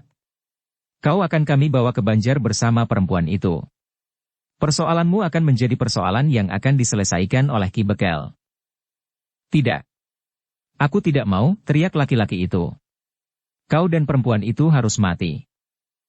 Mahisa Pukat menjadi tidak telaten. Maka ia pun telah mendesak laki-laki itu dan dengan cepat berhasil menangkap tangannya, memutarnya dan memilihnya dengan kuat. Laki-laki itu berusaha meronta. Tetapi Mahisa Pukat mendorongnya ke tepi tebing itu sambil berkata, "Lihat, arus banjir itu tidak saja mampu menghanyutkan perempuan itu. Tetapi kau pun akan hanyut pula. Kepalamu akan membentur-bentur tebing sebagaimana akan dapat terjadi pada perempuan itu sebelum kau diseret ke laut." Wajah Panangkil menjadi tegang. Ketika kilat memancar dengan terangnya, maka Panangkil melihat jelas, banjir yang bergulung-gulung mengalir deras. Tebing yang curam menganga seperti mulut raksasa yang siap menelannya. Sedangkan suaranya yang menderu-deru seperti deru nafas iblis dari dasar neraka. Panangkil tiba-tiba menjadi ketakutan. Ketika Mahisa Pukat mendorongnya lebih dekat, maka laki-laki itu berteriak, "Jangan-jangan. Kau kira aku menjadi belas kasihan kepadamu?" geram Mahisa Pukat. Laki-laki itu seakan-akan telah mendengar suaranya sendiri ketika ia hampir saja melemparkan perempuan itu ke sungai yang sedang banjir itu. Sementara itu Mahisa Pukat berkata selanjutnya, "Tidak ada yang akan menangisimu jika mayatmu besok diketemukan, laki-laki laknat. Kau telah merendahkan martabat seorang laki-laki dengan memeras perempuan itu. Aku yang juga seorang laki-laki, merasa telah kau hianati karena martabatku pun tentu akan ikut goncang." Mahisa Pukat mendorong laki-laki itu semakin dekat. Sekali lagi kilat memancar. Dan laki-laki itu menjadi lemah tidak berdaya. Kekuatannya seakan-akan telah terhisap habis oleh perasaan takut yang mencengkam. Namun Mahisa Pukat membentaknya, "Bangkit. Aku mendorongmu, atau kau berbuat sebagai seorang laki-laki. Meloncat sendiri ke dalam sungai itu." Tetapi laki-laki itu justru memohon sambil menangis, "Ampun. Aku mohon ampun." "Mohon ampun kepada siapa?" bertanya Mahisa Pukat. "Kepadamu," jawab orang itu. "Jika aku mengampunimu, kau mau apa?" bertanya Mahisa Pukat. "Aku akan melakukan apapun," jawab laki-laki itu. Mahisa Pukat menarik nafas dalam-dalam. Ketika ia berpaling kepada Mahisa Semu, maka ia melihat perempuan itu sudah sadar dari pingsannya. Karena itu, maka Mahisa Pukat pun berkata, "Marilah. Kita pergi ke Banjar. Bukan aku yang akan menyelesaikan persoalan kalian, tetapi Ki Bekel. Kau akan melaporkannya kepada Ki Bekel." Laki-laki itu menjadi cemas. "Ya," jawab Mahisa Pukat, "karena Ki Bekel adalah pemimpin dari padukuhan ini." "Jangan," minta laki-laki itu. "Kau dapat memilih. Persoalan ini akan aku serahkan kepada Ki Bekel, atau kau terjun ke sungai yang banjir itu," geram Mahisa Pukat. Panangkil menjadi kebingungan. Kedua-duanya tidak menarik baginya. Namun Mahisa Pukat berkata, "Kau harus memilih salah satu dari kedua pilihan itu." Panangkil hanya dapat menundukkan kepalanya. Dengan nada berat ia berkata, "Aku tidak mau terjun ke sungai itu." Demikianlah, maka Panangkil dan perempuan itu pun telah dibawa ke Banjar. Penunggu Banjar itulah yang kemudian pergi rumah Ki Bekel untuk mengadu. Ternyata Ki Bekel adalah seorang yang benar-benar bertanggung jawab atas tugasnya. Meskipun hujan lebat dan malam dinginnya menusuk tulang, namun Ki Bekel telah pergi ke Banjar bersama 2 orang peronda yang ada di gardu di depan rumahnya dari antara 5 orang peronda. Bahkan sempat mengajak Ki Jagabaya bersamanya. Ketika di Banjar ia menerima penjelasan tentang hubungan antara Panangkil dan perempuan itu serta keputusan Panangkil untuk membunuh perempuan itu, maka Ki Bekel pun berkata, "Jadi kau masih saja akan mengacaukan padukuhan kita sendiri, Panangkil. Sudah beberapa kali kau mendapat peringatan dari Ki Jagabaya. Bahkan pernah orang-orang padukuhan ini hampir saja beramai-ramai membunuhmu karena tingkah lakumu itu. Sekarang kau telah melakukan satu kesalahan lagi yang bahkan hampir saja menelan korban jiwa. Apakah sebaiknya kau aku serahkan saja kepada orang-orang padukuhan? Mumpung sungai itu sedang banjir, mungkin kau akan diikat dan dimasukkan ke dalam sungai itu. Orang-orang sepadukuhan akan melihat kau mencoba untuk berenang. Jika kau hanyut, maka tali itu akan ditarik. Tetapi kemudian akan diulur lagi jika sekali lagi mencoba berenang. Jangan Ki Bekel. Aku mohon maaf, minta Panangkil. Sudah berapa kali kau minta maaf kepadaku, kepada Ki Jagabaya dan kepada seisi padukuhan, bertanya Ki Bekel. Panangkil tidak menjawab. Tetapi kepalanya menunduk dalam-dalam. Aku akan bertanya saja kepada rakyat padukuhan ini. Apakah mereka masih bersedia memberikan ampun kepadamu atau tidak? Jika tidak, terserah kepada mereka, berkata Ki Bekel. Jangan Ki Bekel. Jangan dengan cara itu, minta Panangkil. Ki Bekel termangu-mangu sejenak. Namun kemudian katanya kepada kedua orang peronda yang menyertainya, panggil istrinya. Biar ia tahu apa yang dilakukan oleh suaminya. Jangan panggil istriku, jangan, minta Panangkil. Tetapi Ki Bekel tetap pada pendiriannya. Dan kedua orang itu pun segera meninggalkan Banjar.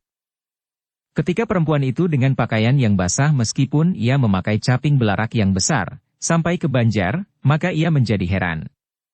Dilihatnya beberapa orang ada di Banjar, termasuk suaminya. Ki Bekelah yang kemudian mengatakan kepada perempuan itu apa yang telah dilakukan suaminya terhadap perempuan yang telah berada di Banjar itu. Wajah perempuan itu menjadi merah. Tiba-tiba saja ia telah merebut parang peronda yang memanggilnya. Hampir saja kepala suaminya telah dipecahkannya dengan parang itu. Untunglah beberapa orang sempat melerainya. Biar aku bunuh laki-laki keparat itu, perempuan itu berteriak sambil menangis. Namun ketika ia melihat perempuan yang telah berada di Banjar itu, ia pun telah meronta sambil berteriak pula, kaulah sumber dari laknat ini. Kau pun harus dibunuh. Perempuan yang hampir saja dilemparkan ke sungai yang banjir itu menjadi ketakutan. Tetapi ia pasrahkan dirinya kepada orang-orang yang ada di Banjar itu termasuk Ki Bekel. Sebenarnya Ki Bekel telah merampas parang di tangan perempuan itu. Dengan nada seorang pemimpin ia berkata, kita ingin menyelesaikan persoalan ini dengan baik. Kita bukan keluarga orang-orang liar yang tidak tahu caranya memecahkan persoalan dengan nalar. Ia telah berkhianat terhadap keluarganya Ki Bekel, tangis istri Panangkil. Ki Bekel mengangguk-angguk. Katanya, aku mengerti. Tetapi bukankah kau dapat berbicara dengan suamimu? Apakah kata-katanya masih dapat dipercaya? Bertanya istrinya. Ki Bekel menarik nafas dalam-dalam. Ia sendiri juga bertanya seperti itu. Apakah kata-katanya masih dapat dipercaya? Tetapi sebagai seorang Bekel ia masih juga mencoba untuk mencari jalan yang terbaik yang dapat ditempuh. Karena itu, maka Ki Bekel itu pun berkata, sekarang, ajak suamimu berbicara di hadapanku. Ia tahu bahwa aku adalah Bekel dari padukuhan ini. Kata-kata yang diucapkan di hadapanku, tentu akan mengikat. Bukan hanya aku saja saksinya. Tetapi beberapa orang, termasuk Ki Jagabaya. Perempuan itu termangu-mangu. Namun kemudian ia bertanya kepada suaminya, sekarang apa niatmu? Mencerai aku atau apa? Tidak, jawab Panangkil. Aku tidak ingin menceraimu. Kau tidak usah berpura-pura. Jika kau memang sudah jemu beristrikan aku, cerai saja aku. Aku akan membawa semua anak-anakku. Aku masih akan dapat memberi mereka makan serta mendidik mereka untuk menjadi orang baik-baik kelak. Tidak. Jangan pergi. Apalagi membawa anak-anak. Aku tidak dapat berpisah dengan anak-anak, jawab Panangkil. Tetapi apakah kau mengeri? Apa yang telah kau lakukan itu? Bertanya istrinya. Aku minta maaf. Aku tidak mempunyai cara lain. Aku sudah tidak berani mencuri karena ancaman Ki Bekel, jawab Panangkil. Kau kira aku senang jika kau mencuri, geram istrinya. Satu-satunya jalan adalah memeras orang lain. Aku sama sekali tidak berniat apapun juga terhadap perempuan itu selain memeras. Aku ingin mencukupi kebutuhan keluargaku sehingga dapat hidup pantas, jawab Panangkil. Tidak. Itu sangat memalukan. Besok, apa yang masih ada harus kau kembalikan kepada perempuan itu. Aku berjanji untuk mengganti semua barang-barang dan perhiasan yang telah kau terima dan kau jual untuk menghidupi kami sekeluarga. Aku kira selama ini kau benar-benar berhasil berdagang wesi aji dan batu-batu bertuah, sehingga hidup keluarga kita dapat menjadi semakin baik. Ternyata apa yang kau lakukan adalah perbuatan laknat itu, teriak perempuan itu tanpa dapat mengendalikan perasaannya lagi. Aku minta maaf kepadamu, jawab Panangkil. Sudah berapa kali kau minta maaf kepadaku tetapi masih saja kau melakukan kesalahan. Meskipun kesalahan itu tidak sama, tetapi jiwanya sama-sama satu pengkhianatan, geram istrinya. Kali ini aku berbicara di hadapan saksi-saksi. Ki Bekel, Ki Jagabaya, anak-anak muda itu dan yang lain, sahut Panangkil. Jika aku tidak menepatinya, maka aku tentu akan menerima hukuman yang paling berat. Istrinya termangu-mangu sejenak. Sementara Ki Bekel berkata, baiklah, maaf dan mengaku bersalah. Ia tidak akan melakukannya lagi di kemudian hari. Namun istri Panangkil itu berkata, aku ingin mendengar janjinya sekali lagi. Berjanjilah sekali lagi, minta Ki Bekel. Ya. Aku memang berjanji, jawab laki-laki itu. Berjanji apa? Istrinya menjerit tinggi. Aku berjanji untuk tidak mengulangi semua perbuatanku yang buruk. Tidak mencuri lagi dan tidak memeras, berkata Panangkil. Hanya itu, bertanya istrinya. Apalagi yang harus dikatakan, bertanya Ki Bekel. Ia berjanji untuk tidak memeras, tetapi ia justru mengawini perempuan itu, suaranya agak menurun. Ki Bekel menarik nafas. Katanya, ucapkan janjimu selengkap-lengkapnya. Panangkil termangu-mangu sejenak. Namun kemudian ia berkata, aku tidak akan mencuri, tidak akan memeras dan tidak akan berhubungan lagi dengan perempuan itu. Nah, Ki Bekel dan Ki Jagabaya menjadi saksi, desis perempuan itu. Nah, sebaiknya kau percaya. Aku akan turut mengawasi. Jika ia masih bertabiat buruk, maka aku minta kau ikhlaskan suamimu untuk aku serahkan kepada orang banyak. Hukumannya tidak akan dibatasi dengan paugeran apapun juga, berkata Ki Bekel kemudian. Namun ternyata perempuan itu ragu-ragu. Ia memang merasa ngeri mendengar ancaman Ki Bekel itu. Bagaimanapun juga laki-laki jahat itu adalah suaminya. Baiklah, berkata Ki Bekel. Sekarang pulanglah dengan membawa kesaksian kami. Mudah-mudahan keluargamu menjadi semakin baik. Perempuan yang datang ke Banjar itu dengan diseret oleh beberapa laki-laki itu agaknya mampu menempatkan dirinya. Ia merasa lebih baik diam saja selama terjadi pembicaraan antara suami laki-laki itu akan dapat menjadi mata gelap. Karena itu, maka yang dapat dilakukannya adalah menunggu suami istri itu meninggalkan Banjar Padukuhan. Demikianlah, maka sejenak kemudian, Panangkil dan istrinya telah meninggalkan Banjar itu. Mereka berjalan begitu saja di dalam hujan yang lebat dengan taping belarak di atas kepala. Setelah keduanya pergi, maka Ki Bekel mulai berbicara dengan perempuan yang kedinginan itu. Nah, sekarang kau bagaimana? Bertanya Ki Bekel. Perempuan itu termenung sejenak. Namun kemudian ia justru telah menangis. Kenapa kau menangis lagi? Bertanya Ki Bekel. Perempuan itu tidak segera menjawab, namun kemudian sambil mengusap air matanya ia berkata tidak tahu lagi, apa yang harus aku lakukan.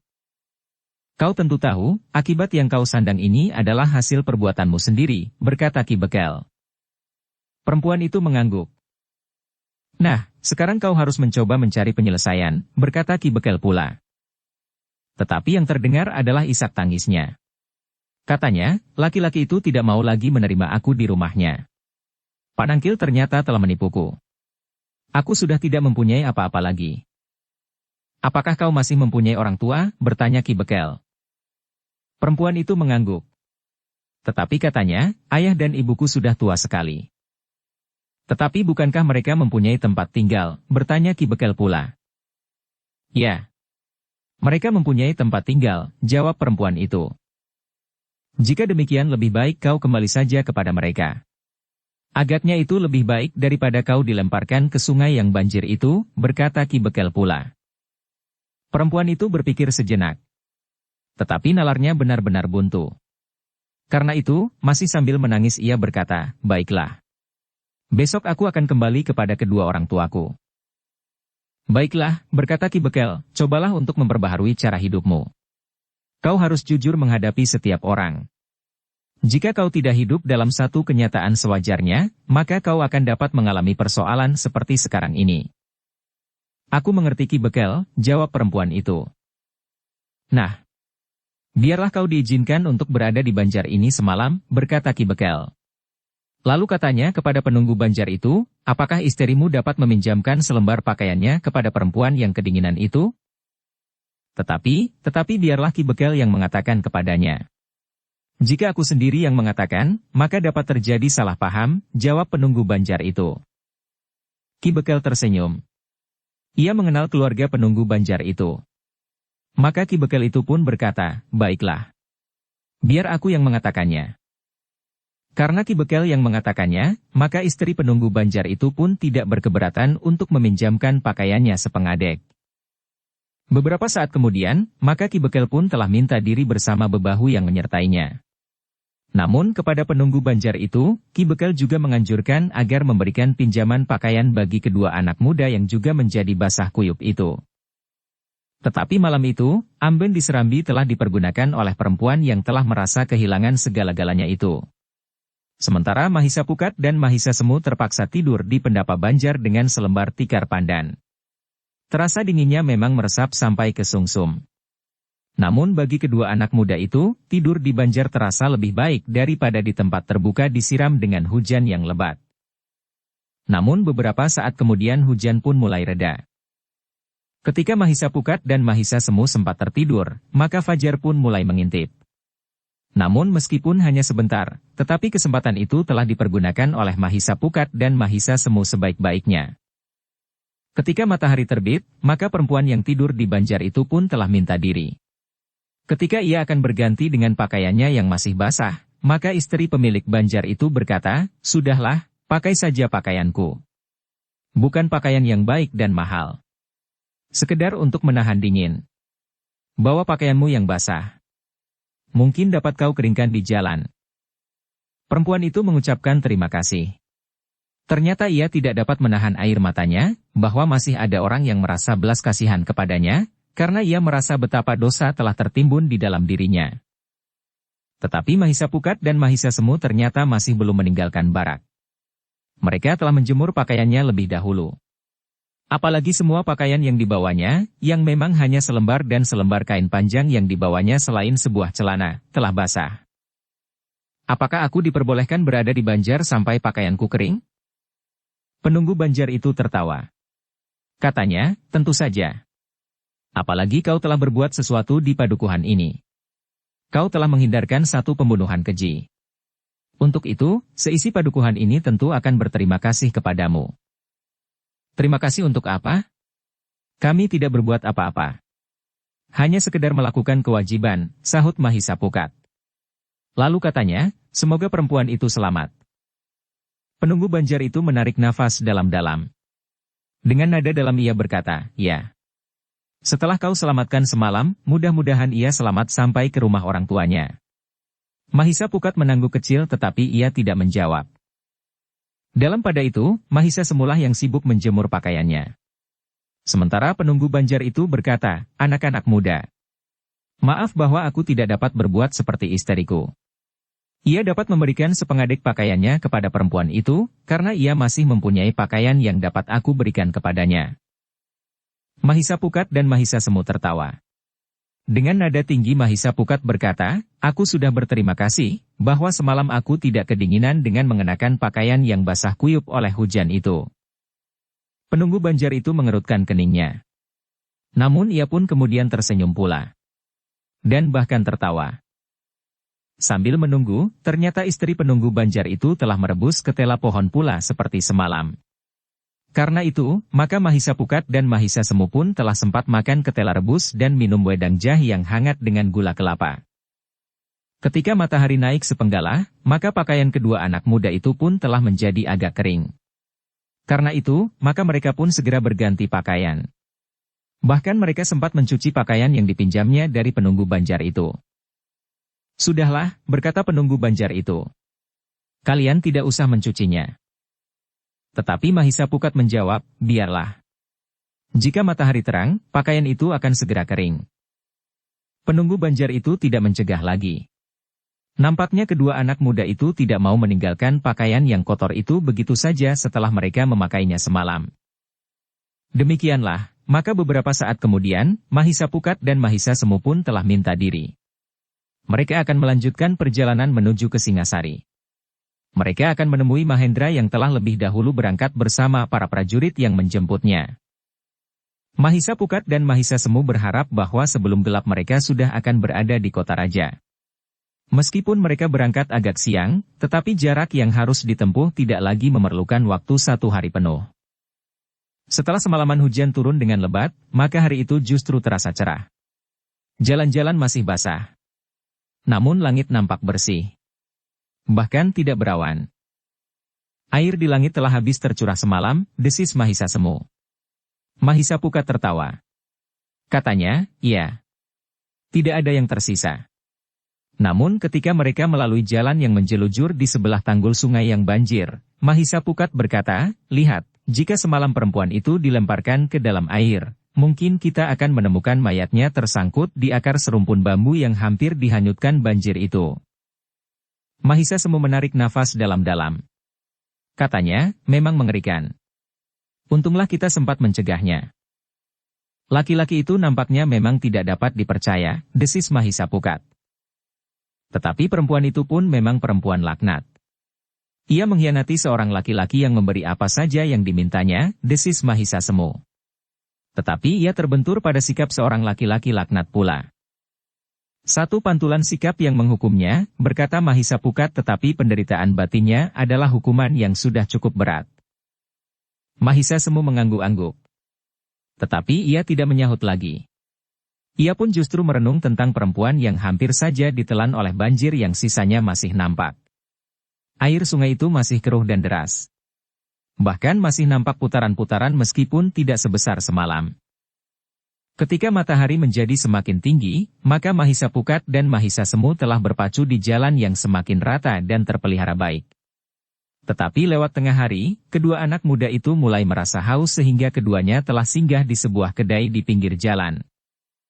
Setelah makan dan minum secukupnya, serta kuda mereka pun telah mendapat minum serta makan, maka keduanya siap melanjutkan perjalanan.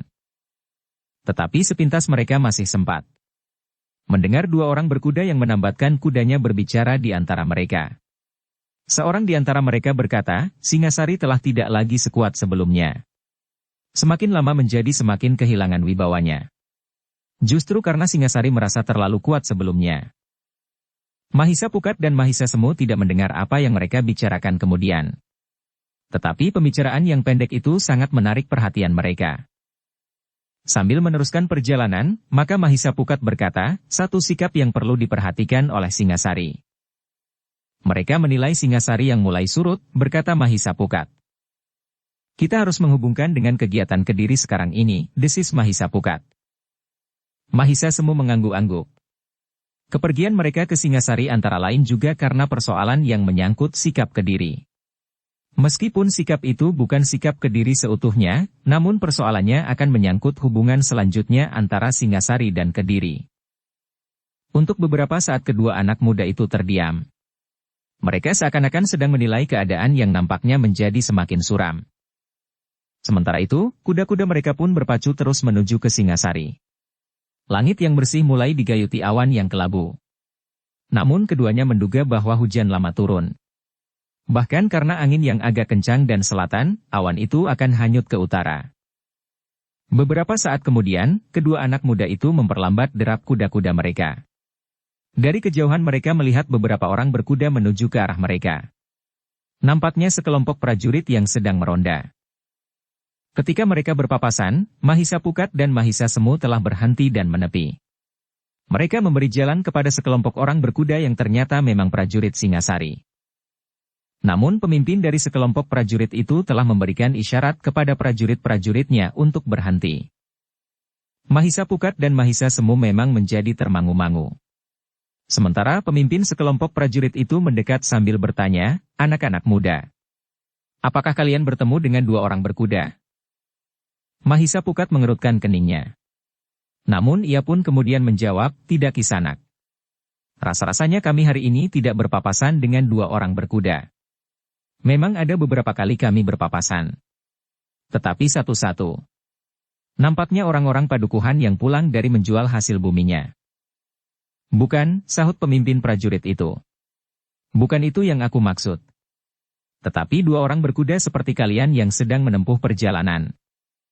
Tiba-tiba saja Mahisa Pukat teringat kedua orang di kedai itu. Karena itu, maka katanya, "Kisanak, kami memang tidak berpapasan. Tetapi di sebuah kedai kami melihat beberapa ekor kuda tertambat. Apakah mungkin ada di antara mereka itu?" "Kedai yang mana?" bertanya pemimpin prajurit itu. "Di pinggir jalan ini." "Tidak terlalu jauh," jawab Mahisa Pukat. Pemimpin sekelompok prajurit itu termangu-mangu. Tetapi ia pun kemudian bertanya, "Siapakah anak muda berdua ini?" "Kami datang dan padepokan Bajraseta. Kami akan menemui seorang keluarga kami di Kota Raja," jawab Mahisa Pukat. Pemimpin sekelompok prajurit itu mengangguk-angguk. Namun katanya kemudian, "Anak-anak muda, aku tidak ingin mengganggu perjalananmu. Tetapi kami ingin melakukan tugas kami dengan sebaik-baiknya bagi kepentingan Singasari. Karena itu, maka aku minta kalian berdua bersedia menunjukkan kepada kami di mana letak kedai itu." "Di pinggir jalan ini." "Tidak terlalu jauh," jawab Mahisa Pukat. Tetapi prajurit itu tetap saja berkata, "Kami minta Kisanak tidak berkeberatan membantu sekelompok prajurit dalam tugasnya. Tetapi bagaimanakah nantinya, jika kedua orang itu kemudian mendendam kami? Berbeda terhadap karena kalian adalah prajurit. Kalian tidak akan diganggu. Apalagi kami hanya ingin kalian menunjukkan kedai itu. Jika perlu kalian tidak usah mendekati kedai itu. Apalagi menunjukkan orangnya," berkata pemimpin prajurit itu. "Bagaimana mungkin aku dapat menunjukkan orangnya karena aku belum pernah melihatnya," jawab Mahisa Pukat. Namun pemimpin prajurit itu memang agak memaksa. Katanya, "Aku minta Kisanak bersedia membantu prajurit."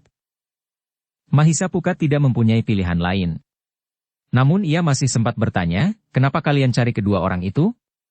"Keduanya orang Kediri yang katanya mencari saudaranya." "Tetapi ternyata tidak ketemu," jawab pemimpin prajurit itu. "Hanya karena kedua orang itu mencari saudaranya di Kota Raja? Apakah ada keberatannya jika hal itu dilakukan?" bertanya Mahisa Pukat. "Tentu saja tidak. Jika kami mencarinya tentu ada pertimbangan-pertimbangan lain," jawab pemimpin prajurit itu. "Tetapi kenapa baru sekarang? Tidak saat kedua orang itu masih berada di Kota Raja?" bertanya Mahisa Pukat pula. "Nampaknya kalian terlalu banyak ingin mengerti," berkata pemimpin prajurit itu. Namun katanya, "Tetapi baiklah aku menjawabnya." Untuk terakhir kalinya, pemimpin prajurit itu terdiam. Namun kemudian katanya, "Kami baru mendapatkan laporan tentang sikap kedua orang itu setelah keduanya pergi. Kami mendapat tugas untuk mencarinya." "Nah, jelas. Sekarang kalian tidak usah bertanya lagi. Marilah, kita sudah terlalu banyak kehilangan waktu." Mahisa Pukat dan Mahisa Semu tidak dapat menolak. Mereka pun kemudian memutar kudanya dan berjalan seiring dengan para prajurit. Ternyata mereka belum terlalu jauh dari kedai itu. Karena itu, maka beberapa saat kemudian, maka kedai itu pun sudah mulai nampak. Sementara itu, orang-orang yang ada di kedai itu pun telah melihat debu yang mengepul dari kejauhan. Agaknya mereka dapat melihat bahwa yang datang adalah sekelompok prajurit Singasari. Ketika sekelompok prajurit itu kemudian berhenti di depan kedai itu, maka pemimpin kelompok itu bersama dengan dua orang pengiringnya telah memasuki kedai itu. Ia melihat beberapa orang berada di dalam kedai itu. Namun pemimpin sekelompok prajurit itu agaknya menjadi ragu-ragu. Karena itu, maka ia pun telah memanggil seorang prajurit lagi mendekatinya sambil bertanya, "Yang mana orang yang kau maksud?" Prajurit itu memandang setiap orang yang ada di dalam kedai itu. Namun tidak seorang pun yang dapat dikenalinya. Bahkan prajurit itu kemudian menggeleng sambil berdesis, tidak ada di antara mereka. Dari pintu samping pemimpin prajurit itu memang melihat beberapa ekor kuda yang tertambat. Namun agaknya kuda orang lain. Bukan orang yang dimaksud. Mahisa Pukat dan Mahisa Semu pun kemudian telah sempat mengamati kuda yang tertambat. Mereka masih melihat kedua ekor kuda dari orang-orang yang telah memperbincangkan kemunduran Singasari. Namun ketika Mahisa Pukat dan Mahisa Semu melihat ke dalam kedai itu, mereka tidak melihat kedua orang penunggangnya. Tetapi Mahisa Pukat dan Mahisa Semu tidak mengatakan sesuatu. Mereka tidak berani memberikan keterangan apapun, karena mereka tidak tahu pasti apakah yang sebenarnya terjadi. Pemimpin prajurit itu telah minta izin kepada pemilik kedai untuk melihat-lihat isi kedainya. Bahkan sampai ke halaman di belakang kedai itu. Namun mereka tidak melihat orang lain kecuali yang sedang makan dan minum di dalam kedai itu. Ketika mereka yakin bahwa yang mereka cari tidak ada, maka para prajurit itu pun telah meninggalkan kedai itu. Kepada Mahisa Pukat dan Mahisa Semu, pemimpin prajurit itu pun berkata, "Kami mengucapkan terima kasih anak muda. Maaf, bahwa kami telah menghambat perjalanan kalian. Kalian telah berusaha membantu tugas kami, para prajurit." Mahisa Pukat pun mengangguk hormat sambil berkata, "Agaknya itu sudah menjadi kewajiban kami." Ketika para prajurit itu melanjutkan perjalanan, Mahisa Semu pun berdesis, "Meskipun ketika kami diminta untuk melakukan kewajiban ini kami merasa agak segan." Mahisa Pukat tertawa. Katanya, "Kita telah kehilangan waktu. Tetapi kita kemudian dapat berbangga bahwa kita sudah membantu para prajurit." Mahisa Semu pun tertawa pula. Katanya kemudian, "Beberapa saat lagi, para prajurit itu tentu akan kembali. Mereka tentu tidak akan melakukan pelacakan tanpa ujung. Jika mereka sampai di padukuhan itu dan tidak seorang pun dapat memberikan petunjuk maka mereka tentu akan kembali." "Ya, mereka tentu segera kembali." Mahisa Pukat berhenti sejenak. Lalu katanya, "Tetapi rasa-rasanya kuda-kuda itu masih belum berkurang jumlahnya." Namun kedua orang yang telah berbicara tentang kemunduran Singasari itu telah tidak ada di dalam kedai itu. Mahisa Semu mengangguk-angguk. Katanya, "Marilah. Kita melanjutkan perjalanan." Tetapi ketika mereka sudah siap untuk berangkat, dari pintu kedai itu mereka melihat seseorang turun dari atap rumah itu. Disusul seorang lagi meloncat pula. Ketika keduanya melihat Mahisa Pukat dan Mahisa Semu, maka seorang di antaranya berkata, "Bukankah kedua orang itu yang berpapasan dengan kita saat kita datang?" "Bukan berpapasan. Saat itu kita menambatkan kuda kita, keduanya meninggalkan kedai ini," berkata yang seorang. "Jika demikian, tentu kedua anak muda itulah yang telah memberitahukan keberadaan kita di sini," geram orang pertama. "Ya, tentu keduanya," sahut yang lain. Pemilik kedai itu pun tiba-tiba saja telah keluar pula dari kedainya dan berkata, "Ya. Keduanya adalah anak-anak muda yang baru saja keluar dari kedai ini. Mereka kembali dengan membawa sekelompok prajurit." "Anak iblis," geram salah seorang dari kedua orang itu. "Jadi kalian yang telah membawa prajurit-prajurit itu kemari?" Mahisa Pukat dan Mahisa Semu mulai menyadari bahwa orang-orang itu telah menunjuk kepada mereka. Karena itu, maka Mahisa Pukat pun berkata, "Itu tidak benar. Kami hanya mengatakan ada beberapa ekor kuda di kedai ini. Itu pun justru karena mereka bertanya apakah kami bertemu dengan orang-orang berkuda." "Omong kosong," geram orang itu. "Kenapa kau turut campur persoalan orang lain?" "Kami tidak sengaja mencampurinya," jawab Mahisa Pukat. "Jadi apa yang kau lakukan?" bertanya orang lain. "Kami sekedar memenuhi perintah para prajurit itu untuk menunjukkan kedai ini," jawab Mahisa Pukat. Kedua orang itu menjadi semakin marah. Seorang di antara mereka pun berkata, "Jika kau tidak memberikan laporan tentang kami, maka para prajurit itu tentu tidak akan sampai kemari." "Apa yang aku laporkan tentang kalian? Apakah kalian melakukan kejahatan di sini dan kebetulan aku melihat sehingga aku memberikan laporan tentang kejahatan kalian?" "Aku tidak melihat apa-apa. Aku melihat kalian berhenti dan masuk ke kedai ini seperti orang-orang lain. Apa yang kau laporkan? Apa yang aku lihat? Dan apakah yang sebenarnya terjadi? Sikap kalian justru menimbulkan kecurigaan padaku, bahwa kalian memang melakukan kejahatan, jawab Mahisa Pukat yang juga mulai menjadi marah. Wajah kedua orang itu menjadi merah. Demikian pula pemilik kedai itu. Dengan geram seorang di antara kedua orang itu bertanya, siapa sebenarnya kalian berdua? Petugas sandi atau apa? Aku bukan apa-apa. Aku sedang pergi ke Singasari untuk mengunjungi ayahku, jawab Mahisa Pukat. Kalian memang anak-anak yang malang. Justru karena kalian terlalu banyak mencampuri persoalan orang lain dan karena kalian terlalu banyak tahu tentang kami, maka biarlah kalian berhenti sampai di sini. Biarlah ayahmu menunggu sampai batas hidupnya karena ia tidak akan melihatmu lagi. Apa artinya? Bertanya Mahisa Pukat. Kau berdua membuat aku marah. Karena itu, maka kalian harus mati, berkata orang itu. Begitu mudahnya membunuh orang seperti membunuh seekor ayam untuk dijual di kedai itu, geram Mahisa Pukat. Kau kira kami ini apa? Jadi kau mau apa? Bertanya orang itu. Kami sudah sepakat untuk menghukummu. Membunuhmu dan mengubur mayatmu di belakang kedai. Orang-orang yang ada di dalam kedai itu tidak akan membantumu. Mereka akan dapat menjadi saksi perbuatanmu, desis Mahisa Pukat. Mereka adalah kawan-kawanku, jawab orang itu. Mahisa Pukat termangu-mangu sejenak. Di dalam kedai itu ada 5 orang. Pemilik kedai dan 2 orang pembantunya nampaknya adalah pembantu-pembantu orang-orang itu pula selain kedua orang itu sendiri. Sehingga dengan demikian semuanya ada 10 orang. Jangan menyesali nasibmu yang buruk, berkata orang itu. Marilah, pergilah ke belakang kedai itu. Kau akan diperlakukan dengan baik. Kami bersama-sama akan membantu menggali lubang itu. Kemudian kalian berdua berbaring dengan tenang. Kami akan menempatkan ujung pedang kami di dada kalian, tepat di arah jantung. Kami berjanji tidak akan menimbulkan kesakitan pada kalian menjelang kematian kalian. Mahisa Pukat dan Mahisa Semu benar-benar tersinggung. Mereka tidak lagi berpikir tentang 10 orang. Apapun yang terjadi, mereka tidak mau dihinakan begitu saja.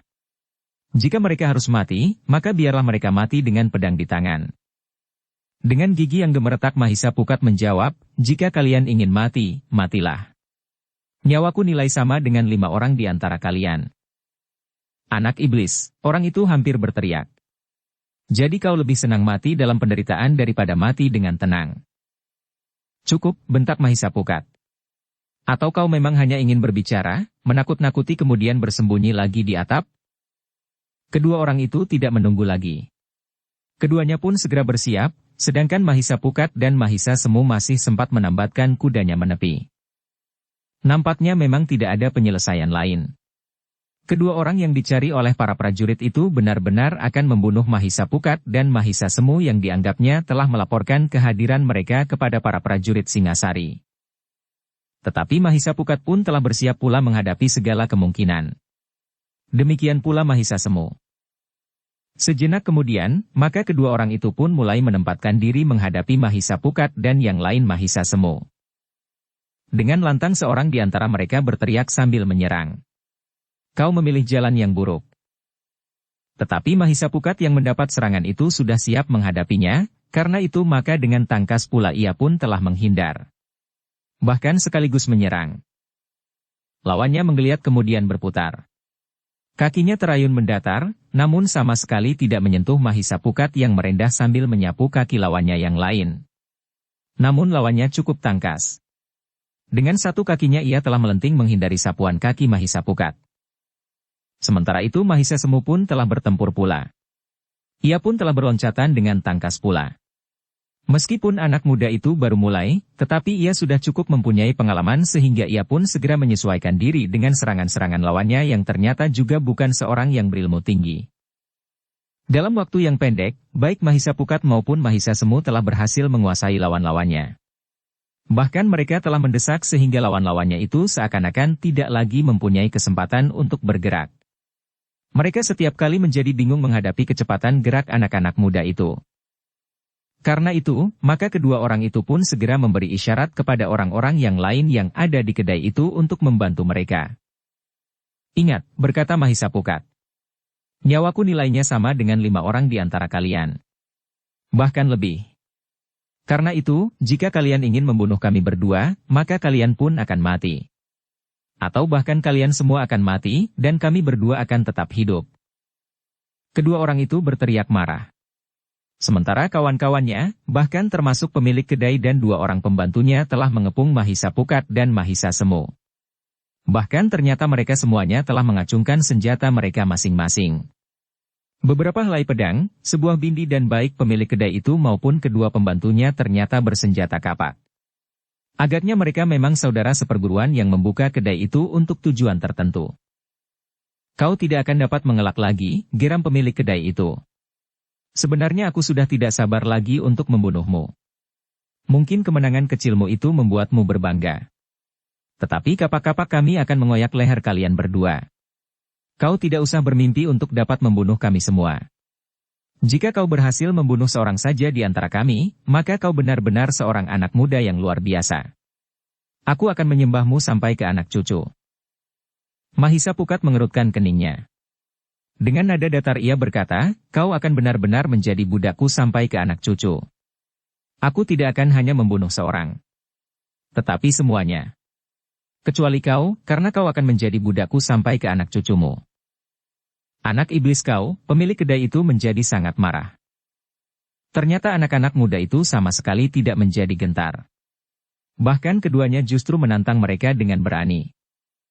Karena itu, maka pemilik kedai yang tiba-tiba saja justru mengambil alih pimpinan itu memberi isyarat, agar orang-orang yang mengepung kedua orang anak muda itu bergerak semakin merapat. Mahisa Pukat memperhatikan 10 orang yang telah mengepung mereka itu satu persatu. Wajah-wajah yang garang dan sikap yang kasar.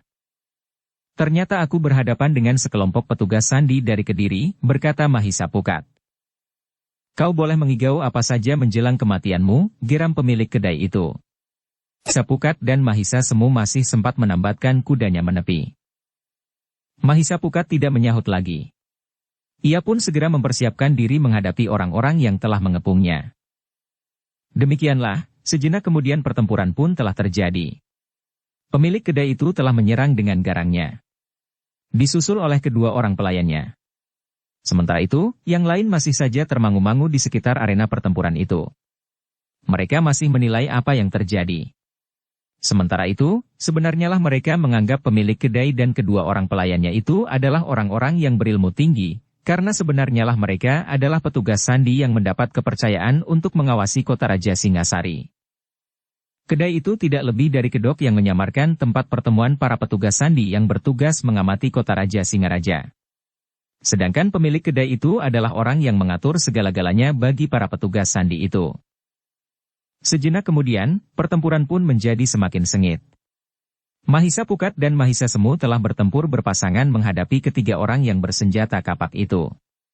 Namun Mahisa Pukat dan Mahisa Semu tidak membiarkan diri mengalami kesulitan sehingga mereka pun mempergunakan pedang mereka pula. Pemilik kedai itu memang sempat terkejut melihat pedang Mahisa Pukat. Tetapi ia tidak mempunyai kesempatan untuk menilainya, karena Mahisa Pukat justru telah menyerangnya. Dalam pertempuran itu, Mahisa Pukat sendiri tidak mengalami kesulitan menghadapi lawan-lawannya. Mahisa Semu pun masih juga mampu bertahan dalam pertempuran itu, karena lawan-lawannya baru 3 orang yang bergerak.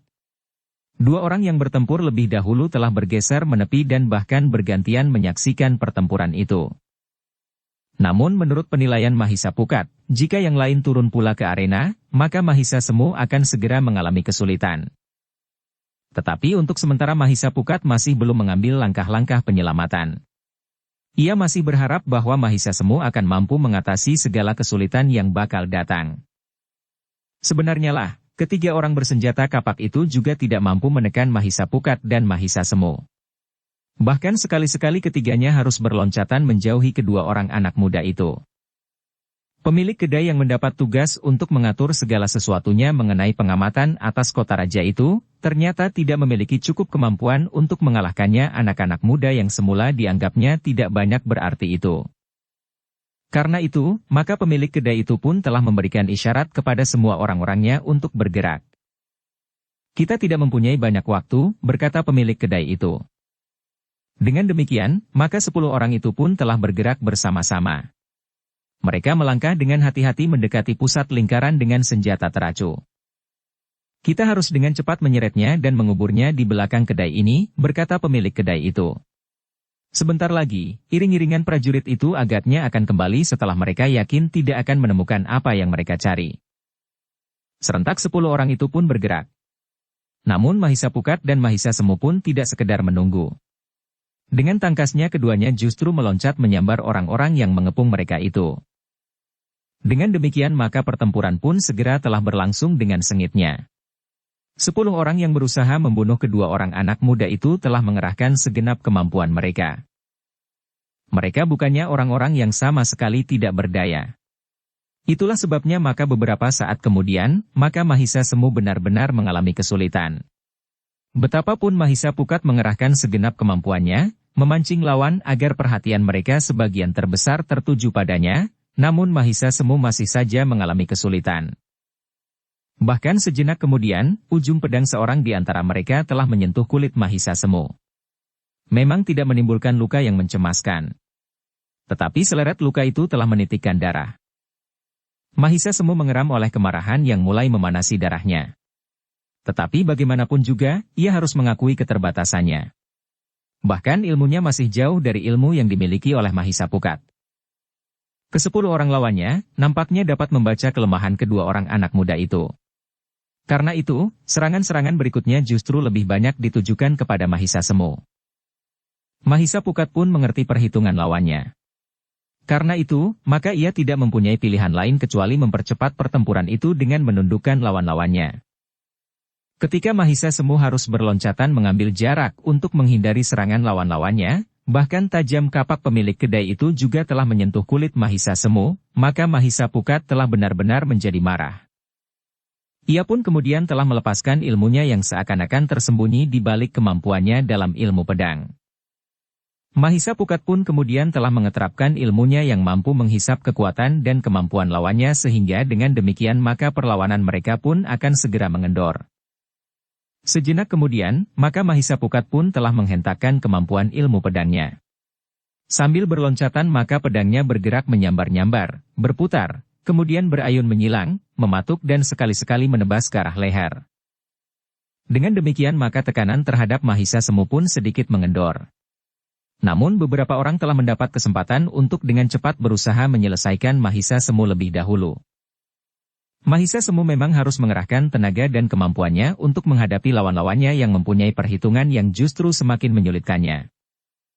Mereka justru berusaha sejauh mungkin untuk menekan dan menyelesaikan Mahisa Semu lebih dahulu. Tetapi Mahisa Pukat yang bagaikan meloncat-loncat berterbangan mengelilingi arena itu memang agak mempersulit gerak lawan-lawannya. Tetapi hampir semuanya di antara mereka berpikir, bahwa dengan caranya itu, Mahisa Pukat tidak akan mampu bertahan untuk waktu yang cukup lama. Beberapa saat lagi, anak muda itu tentu akan kehabisan tenaga dan dengan demikian maka mereka akan dengan mudah menyelesaikannya. Bahkan mungkin kami akan dapat menyelesaikan kedua-duanya bersamaan, berkata pemilik kedai itu dengan para pembantunya yang tanggap telah memancing agar Mahisa Pukat bergerak lebih banyak. Bahkan ada di antara mereka yang memancing Mahisa Pukat untuk berloncatan dengan langkah-langkah panjang. Dengan demikian mereka mengharap agar Mahisa Pukat dengan cepat kehilangan sebagian besar dari tenaganya. Mahisa Pukat memang berloncatan dengan langkah-langkah panjang. Pedangnya menyambar-nyambar. Setiap kali terdengar dentang senjatanya beradu. Hampir setiap orang di antara 10 orang itu pernah membenturkan senjatanya dengan pedang Mahisa Pukat. Sementara itu Mahisa Semu berusaha untuk menyesuaikan diri dengan langkah-langkah Mahisa Pukat yang panjang dan garang. Sebenarnya lah Mahisa Pukat memang dengan sengaja membiarkan dirinya terpancing dengan gerakan-gerakan panjang. Dengan demikian, maka Mahisa Semu akan mendapat kesempatan bergerak lebih luas, sementara lawannya yang berjarak jauh, tidak akan menekannya dengan ketat. Sedangkan Mahisa Pukat telah mendapat kesempatan untuk menyentuh mereka seorang demi seorang. Beberapa orang di antara ke-10 orang itu dengan geramnya telah berusaha untuk menghentikan putaran pedang Mahisa Pukat. Beberapa kali terjadi benturan-benturan yang keras. Namun Mahisa Pukat sama sekali tidak berminat lagi untuk melemparkan senjata lawan-lawannya. Meskipun demikian, tetapi sekali-sekali Mahisa Semu memang mengalami kesulitan. Segores luka lagi telah menyilang di punggungnya. Tidak terlalu dalam, tetapi memanjang melintang. Mahisa Pukat benar-benar menjadi cemas. Namun luka-luka di tubuh Mahisa Semu sama sekali tidak mengurangi tenaga dan kemampuannya. Ilmu pedangnya masih mendebarkan lawan-lawannya, sementara Mahisa Pukat bertempur bagaikan seekor burung sikatan berburu belalang. 10 orang yang dengan geramnya berusaha membunuh kedua orang anak muda itu menjadi semakin bernafsu ketika mereka melihat darah yang mengembun di tubuh Mahisa Semu bercampur dengan keringat. Mereka semakin pasti bahwa mereka akan dapat menyelesaikan kedua orang anak muda yang mereka anggap telah melaporkan kehadiran mereka kepada para prajurit Singasari. Sebenarnya lah, Mahisa Semu memang menjadi semakin terdesak. Selain darahnya yang mengalir, tenaganya pun mulai susut. Apalagi semakin kuat ia mengerahkan tenaganya, maka darah pun menjadi semakin deras mengalir dari tubuhnya. Jangan menyesal anak muda, geram pemilik kedai itu. Kalian berdua akan mati dan akan kami kuburkan di belakang kedai ini. Tetapi karena kalian telah melawan, maka jalan kematian kalian akan menjadi sangat buruk. Mungkin kalian tidak pernah membayangkan bahwa kalian akan mati muda dengan cara yang mengerikan sekali, karena kalian akan merasakan betapa gelapnya lubang kubur itu.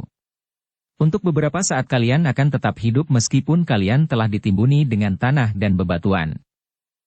Mahisa Semu dan Mahisa Pukat sama sekali tidak menjawab. Namun Mahisa Pukat justru bergerak lebih cepat lagi. Disentuhnya setiap ujung pedang lawan-lawannya dan setiap kali sentuhan itu berusaha diulanginya. Demikianlah, beberapa saat kemudian, ketika keadaan Mahisa Semu menjadi semakin parah, maka beberapa orang di antara 10 orang itu merasa aneh dengan dirinya sendiri. Mereka tidak lagi setangkas sebelumnya. Meskipun mereka dapat mengerti bahwa tenaga mereka akan susut, tetapi tentu tidak akan secepat yang terjadi. 1-2 orang yang luput dari sentuhan senjata Mahisa Pukat memang masih tetap garang. Namun Mahisa Semu tidak lagi merasa betapa beratnya tekanan lawan-lawannya. Ketika tinggal 1-2 orang yang menyerangnya dengan garang, maka Mahisa Semu masih mampu mengatasinya dengan ilmu pedangnya. Sementara itu, Mahisa Pukat berusaha untuk menyentuh pula senjata dari mereka yang masih tetap bertempur dengan garangnya. Mereka yang masih belum dipengaruhi oleh ilmunya yang mampu menyerap tenaga dan kemampuan lawan-lawannya. Mula-mula mereka sama sekali tidak menghiraukan sentuhan-sentuhan pedang Mahisa Pukat. Mereka mengira bahwa tenaga Mahisa Pukat memang sudah menjadi susut. Karena itu, maka sentuhan-sentuhan pedangnya tidak lagi menggetarkan senjata lawannya. Namun yang terjadi kemudian adalah sama sekali tidak mereka ketahui sebab-sebabnya. Tenaga mereka telah menjadi susut dengan cepat. Sehingga dengan demikian, maka 10 orang itu menjadi tidak berbahaya sama sekali bagi Mahisa Pukat dan Mahisa Semu. Mahisa Pukat sengaja melepaskan ilmunya dan tidak lagi berusaha menghisap sisa tenaga yang ada. Tetapi Mahisa Pukat telah berbisik di telinga Mahisa Semu, "Kita bertahan sampai para prajurit itu kembali." "Ya," jawab Mahisa Semu. "Apakah luka-lukamu berbahaya?" bertanya Mahisa Pukat. "Tidak. Hanya terasa menjadi pedih oleh keringat," jawab Mahisa Semu. "Tenagamu mulai susut," desis Mahisa Pukat. "Bukan karena darah yang mengalir terlalu banyak," jawab Mahisa Pukat. Dengan demikian maka Mahisa Pukat dan Mahisa Semu benar-benar hanya sekedar bertahan. Tetapi 10 orang itu tidak lagi terasa garang. Gerak mereka menjadi lamban sekali. Ayunan senjata mereka tidak lagi menimbulkan desir angin.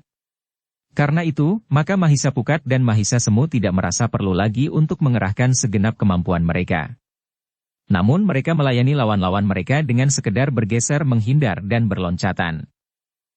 "Jangan lari," pemilik kedai itu masih berteriak. Mahisa Pukat justru tertawa sambil menjawab, "Apakah kau akan mampu mengejar aku? Aku tidak akan lari. Tetapi kau pun tidak akan mampu menangkap aku." Pemilik kedai itu menggeram. Rasa-rasanya ia ingin meloncat, menerkam Mahisa Pukat. Tetapi ketika hal itu dilakukan justru ia hampir saja jatuh terjerembab. 10 orang itu rasa-rasanya menjadi kelelahan dan kehilangan tenaga mereka. Karena itu, maka mereka pun telah mengumpat-umpat kasar. Apalagi ketika mereka melihat debu di kejauhan. Mereka menyadari bahwa para prajurit itu telah kembali ketika mereka merasa kehilangan jejak buruan mereka. Dengan lantang Mahisa Pukat berkata, "Mahisa Semu, tahan mereka, sehingga tidak seorang pun yang melarikan diri." Orang-orang yang bertempur melawan Mahisa Pukat dan Mahisa Semu itu memang menjadi bingung. Satu dua di antara mereka memang ingin melarikan diri. Tetapi Mahisa Semu dan Mahisa Pukat selalu berhasil menahan mereka dan menyeretnya kembali ke arena perkelahian itu. Agaknya 10 orang yang menjadi lemah itu tidak juga mampu untuk berlari lebih cepat dari jangkauan tangan Mahisa Semu dan Mahisa Pukat. Ada di antara mereka yang telah melemparkan senjatanya untuk menyatakan diri tidak terlibat dalam pertempuran itu. Namun Mahisa Semu akan dapat menunjukkan senjata-senjata yang telah dilemparkan itu. Dengan demikian, ketika sekelompok prajurit itu kembali dari perburuan mereka yang gagal, maka mereka heran melihat apa yang telah terjadi. Pemimpin prajurit itu pun telah bertanya dengan lantang. Apa yang terjadi di sini? Ternyata dugaan kami benar, berkata Mahisa Pukat. Mereka telah mendendam kami dan berusaha untuk membunuh kami berdua. Lalu, desak pemimpin sekelompok prajurit itu. Kami terpaksa melawan, jawab Mahisa Pukat. Pemimpin sekelompok prajurit itu termangu-mangu. Ia memang ragu-ragu untuk mempercayai kata-kata Mahisa Pukat itu. Namun sebelum ia menyatakan sesuatu, prajurit yang mengenali 2 orang buruan itu pun dengan serta-merta berkata, itulah mereka. 2 orang yang kita cari. Kenapa tiba-tiba keduanya ada di sini? Bertanya pemimpin sekelompok prajurit itu. Mereka bersembunyi di atap, jawab Mahisa Pukat. Sementara itu, ternyata pemilik kedai ini serta orang-orang yang aku kira sedang membeli minuman dan makanan itu adalah kawan-kawan mereka. Pemilik kedai itu merasa tidak ada gunanya untuk membantah. Anak muda yang seorang itu telah terluka. Luka-luka itu akan dapat ikut berbicara tentang diri mereka. Sebenarnya lah pemimpin prajurit itu juga melihat luka di tubuh Mahisa Semu. Karena itu maka ia pun dengan cepat dapat mengambil kesimpulan bahwa memang telah terjadi pertempuran di depan kedai itu. Atas permintaan pemimpin prajurit itu, Mahisa Pukat telah menceritakan apa yang telah terjadi. Ia pun menunjukkan luka-luka di tubuh Mahisa Semu. Jadi kalian berhasil mengalahkan 10 orang itu, bertanya pemimpin kelompok prajurit itu. Mungkin hanya satu kebetulan, jawab Mahisa Pukat. Namun pemimpin prajurit itu melihat bahwa 10 orang itu seakan-akan sudah tidak berdaya lagi untuk meneruskan pertempuran, sementara kedua orang anak muda itu masih kelihatan tegar, meskipun seorang di antara mereka terluka. Namun untuk meyakinkan kenyataan yang dihadapinya, pemimpin prajurit itu pun bertanya, siapakah sebenarnya kalian berdua anak muda? Kami datang dari sebuah padepokan yang jauh. Kami ingin mengunjungi ayahku yang telah lebih dahulu pergi ke Singasari, jawab Mahisa Pukat. Siapakah nama ayah kalian? Barangkali aku pernah mengenalnya atau setidak-tidaknya mendengar namanya, bertanya pemimpin prajurit itu. Ayahku seorang pedagang keliling. Namanya Mahendra, jawab Mahisa Pukat. Ki Mahendra, adik seperguruan Mahisa Agni dan Witantra yang telah tidak ada lagi, bertanya pemimpin prajurit itu. Ya. Agaknya itulah ayahku. Adik seperguruan Paman Witantra, bukan Paman Mahisa Agni, jawab Mahisa Pukat. Pemimpin prajurit itu mengangguk-angguk. Katanya. Ya. Aku tahu. Ki Mahendra berada di istana. Aku pun menjadi percaya atas kenyataan yang aku hadapi. Sepantasnya jika kalian dapat mengalahkan 10 orang sekaligus. Jika saja kalian bukan anak Ki Mahendra, mungkin aku masih bimbang untuk mengakui kenyataan yang terjadi ini. Mahisa Pukat tidak menjawab lagi. Namun ia pun berkata, terserah orang-orang itu kepada kalian. Jangan dipaksa untuk terlalu banyak bergerak. Mereka memang telah kehilangan sebagian dari kekuatan mereka. Karena itu, maka jika kalian membawanya ke Singasari, kalian tentu memerlukan waktu yang panjang. Mereka akan berjalan lamban dan barangkali harus mengerahkan sisa-sisa tenaga yang masih ada. Pemimpin sekelompok prajurit itu mengangguk-angguk. Katanya, baiklah. Aku akan membawa mereka ke Singasari. Biarlah mereka membenahi kedainya lebih dahulu. Kami akan mendahului kalian, berkata Mahisa Pukat. Bagaimana dengan luka-luka itu? Bertanya pemimpin prajurit itu. Mahisa Pukat memandangi Mahisa Semu sejenak. Namun Mahisa Semu pun berkata, tidak apa-apa. Bukankah luka-luka itu hanya sekedar goresan-goresan kecil? Tetapi biarlah darahnya tidak mengalir lagi, berkata pemimpin prajurit itu. Aku membawa obat untuk kepentingan sementara. Namun Mahisa Pukat pun menyahut, baiklah. Bukan karena lukanya yang parah. Tetapi biarlah tidak menarik perhatian banyak orang. Namun kemudian Mahisa Semu tidak sekedar mengobati luka-luka dengan obat yang dibawanya sendiri. Tetapi ia sempat pergi ke sumur untuk membersihkan darahnya yang mengotori tubuhnya, meskipun terasa pedih. Bersambung ke bab 158.